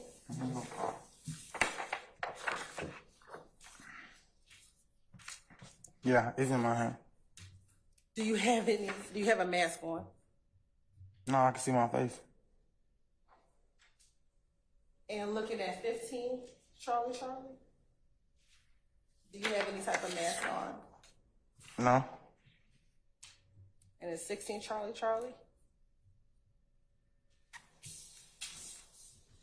All right, good. So, I don't even think that's okay.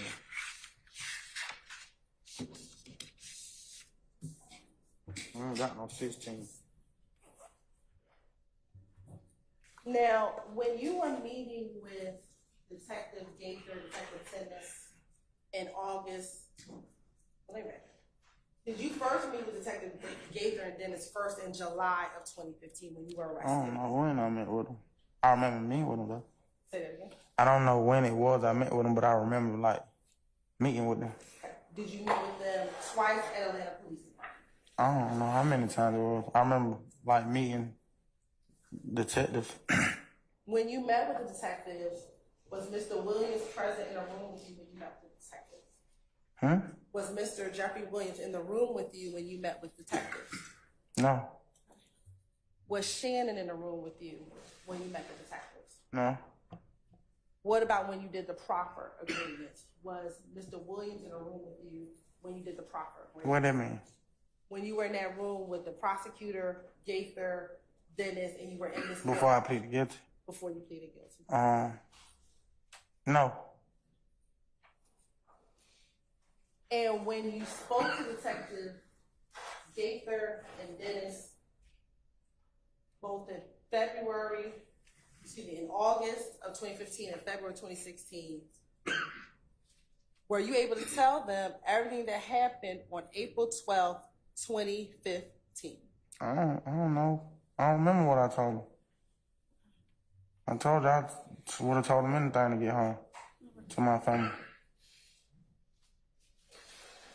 You saw a person with half of his head. That's not a story, right? In the courtroom, yeah. In the courtroom, you saw that individual. Yeah. Right. And that's the individual that's in your indictment, Dexter Montgomery. I guess that's it. It's not a story that half his head is shot off. I seen it. All right. So that's a fact. Yeah. It's not fiction. No.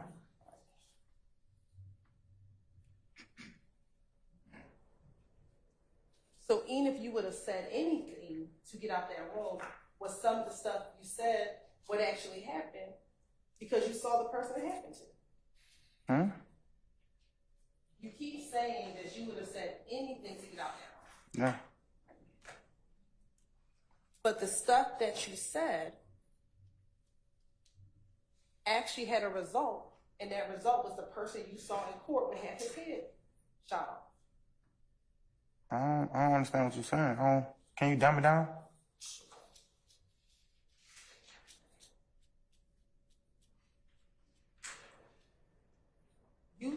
Did you tell Gaither and Dennis, not once, but twice, what you knew about what happened on April 12, 2015? I don't remember what I told him. I know I met with him though. I'm sorry, say that one more time. I don't remember what I told him specifically, but I remember like meeting with him. Okay. And when you met with them, they want you to tell them the truth about what happened. Yeah, that's what they asked for. Okay. And in order to get whatever deal you want to get, you told them the truth about what happened that day. I told him whatever I wanted to tell him to get home quicker. I just told you that. I've been telling you that all day. But whatever you told them, there was actually a person who got shot, that Nard shot. I assume. I don't know. But you pled guilty to these charges. Yes. And the charge that you pled guilty to was based upon what you told Detective Gaither in August and in February. I don't understand. No, what you confusing me now.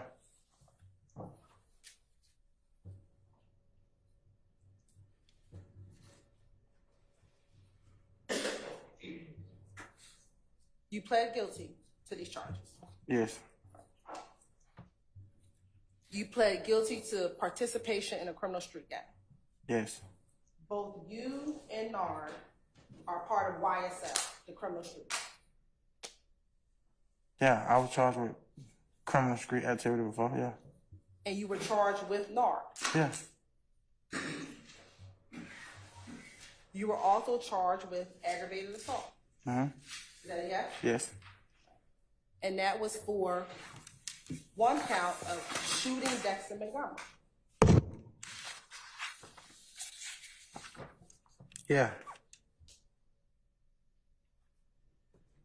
And you were also charged, I don't know if you pled to it, but you were also charged with shooting in a car where D'Angelo White was inside of that car. I don't even know who that is.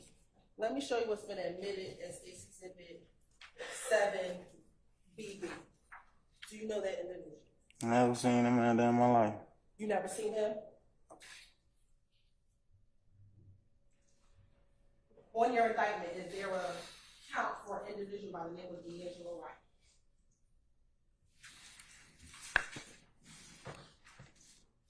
I don't know, it's a lot of counts.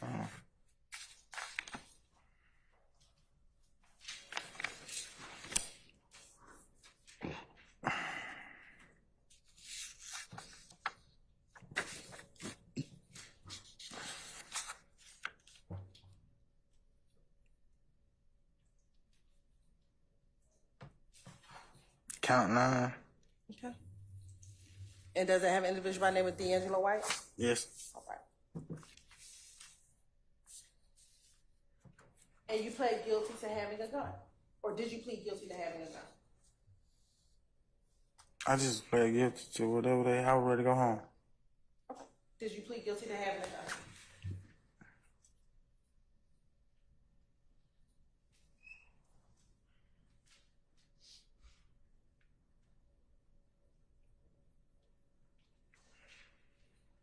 Yes. Okay. Now you said you had told anything to go home. Would you have told the truth to go home? If I knew the truth, I mean.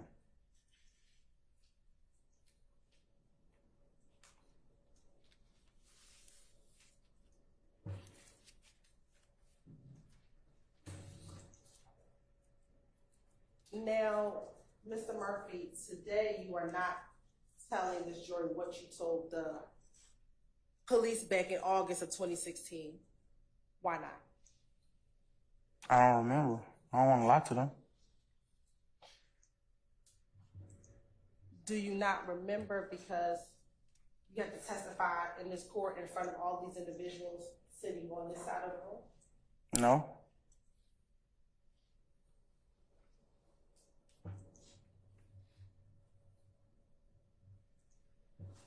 Did you have concerns about talking during permission approach? Yes.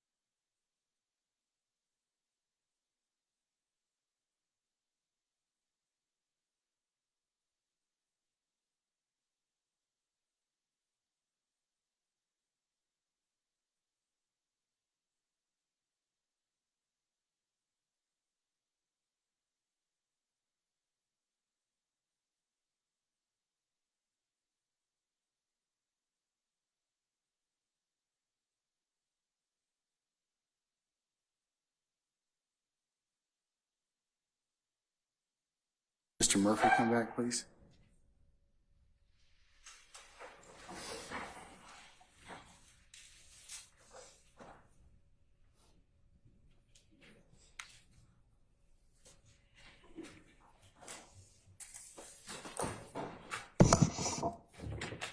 All right. Members of the jury, we have gotten to a point in the day where I think it might be appropriate for us to stop at this point. So what I'm going to do is, Mr. Murphy, if you could, I'm going to release you at this point in time for the day. Come back tomorrow for 12:30 and be in pocket, and we'll call you. We'll probably be here the afternoon, okay? Okay. All right, remember, don't discuss your testimony with anybody except the attorneys in this case, okay? Okay. All right, thank you, sir.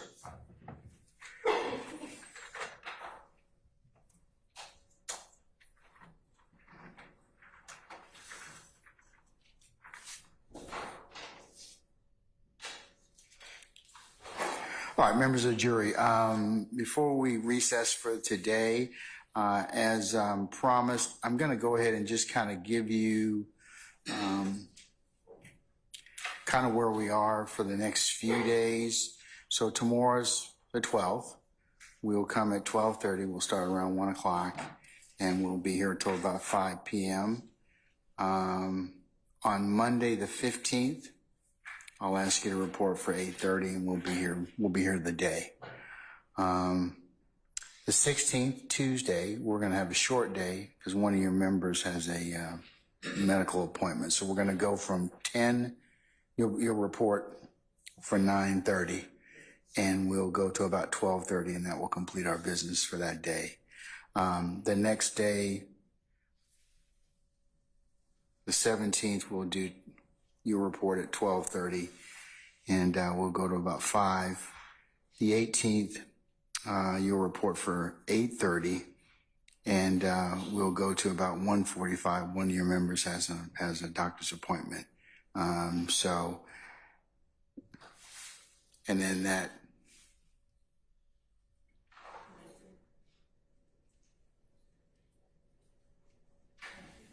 Friday, I've already told you that's when the court has Veterans Court, independent of these proceedings. So you'll report at 12:30 for a 1 o'clock start time. We'll go to 5 o'clock. I'll give you the week thereafter, starting on the 22nd, this coming week. But I have put on your radar already the 25th and 26th of April are administrative days. So you can, I hope you've booked those already. As well as the 2nd and the 3rd of May will be administrative days. So you can go ahead and put those down. The 22nd through the 24th, that's at that Thursday and Friday. That will be an administrative day for you all. You know, the 27th of May is Memorial Day. That's Monday. That's a holiday. On Monday, the 6th, I should say the 3rd of June, you'll have an administrative day on that day. June 19th, which is Juneteenth, we have a county holiday. And then the 26th through the 28th will be administrative days of June. So those days, go ahead and put those on your calendar if you want to go ahead and book something now, or you need to take care of some personal business and the like. We will go ahead and you can do that. Also, in relationship to the question you've asked me about remuneration on those days that you're not here, I have got some smarter people than me, the other lawyers in the county, taking a look at that issue. So I can go ahead and give you a firm answer on that. We think yes, but we need to get approval, okay? Because you can't do anything else on those days. And so that's why we have indicated to them that that would be something that we should do. So I hadn't dropped off the plate. We're working on it. So what are your questions of me at this point, if any? There's always somebody, I'm just being polite, right? Okay, all right. So, ma'am, what is your question? I just want to clarify for May, you said the 22nd and the 23rd? The 22nd through the 24th.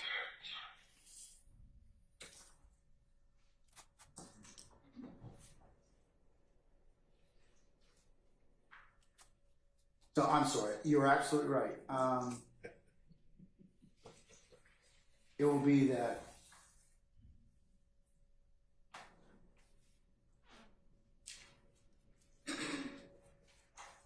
We will work on the 22nd. So it's actually the 23rd and the 24th. So thank you for that clarification. You're welcome. You're welcome. She's probably thinking, oh, you just cheated yourselves out of the day. Thanks a lot. Okay. All right, but yes, I would have clarified later on. I would have been, I can't get my stuff together. All right, any other questions of me, administrative in nature? Okay, all right. This is, of course, subject to change, and I will, like I said, we'll do the pinpoint when you report and on a week-to-week basis, because sometimes that changes or I need to tweak it. But for the most part, that's our schedule for tomorrow and for next week. Okay? All right. Ladies and gentlemen, unless you have any other ministerial inquiry of me, let me go ahead and give you your admonitions. Please leave your notepads in the basket.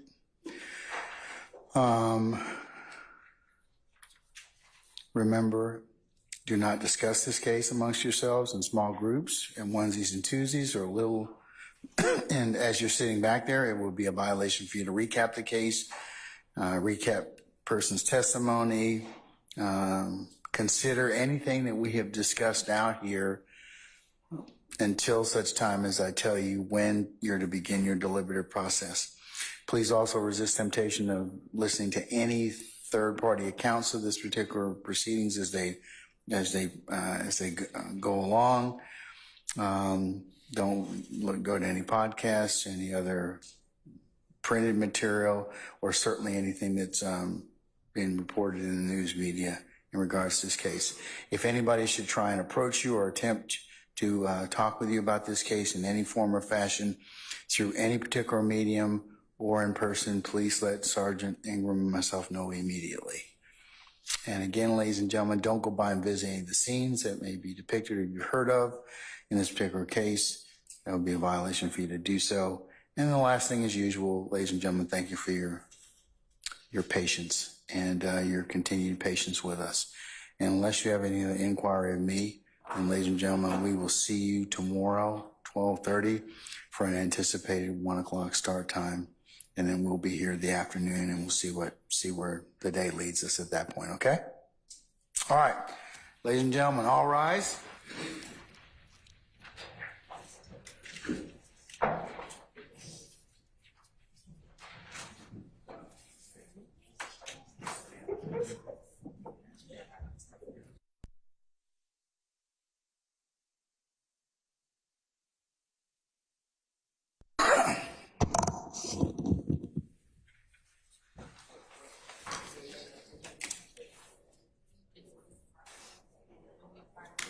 All right, ladies and gentlemen, please be seated. Our jury has left us. All right, is there anything else I need to take up with you all for the good of the order? If not, we'll continue with Mr. Murphy's examination tomorrow. How much longer do we have with Mr. Murphy? Just ballpark? Ballpark, an hour and a half. All right, so he may be with us at least the rest of the afternoon and potentially Monday. Yes. Okay. All right. All right, anything else at this point in time, gentlemen, lady? Or ladies, I should say. Okay. All right. All right, councils, unless you have anything else, I'll see you tomorrow at 12:30 for an anticipated 1 o'clock start time, okay? All right, we're in recess. Yeah.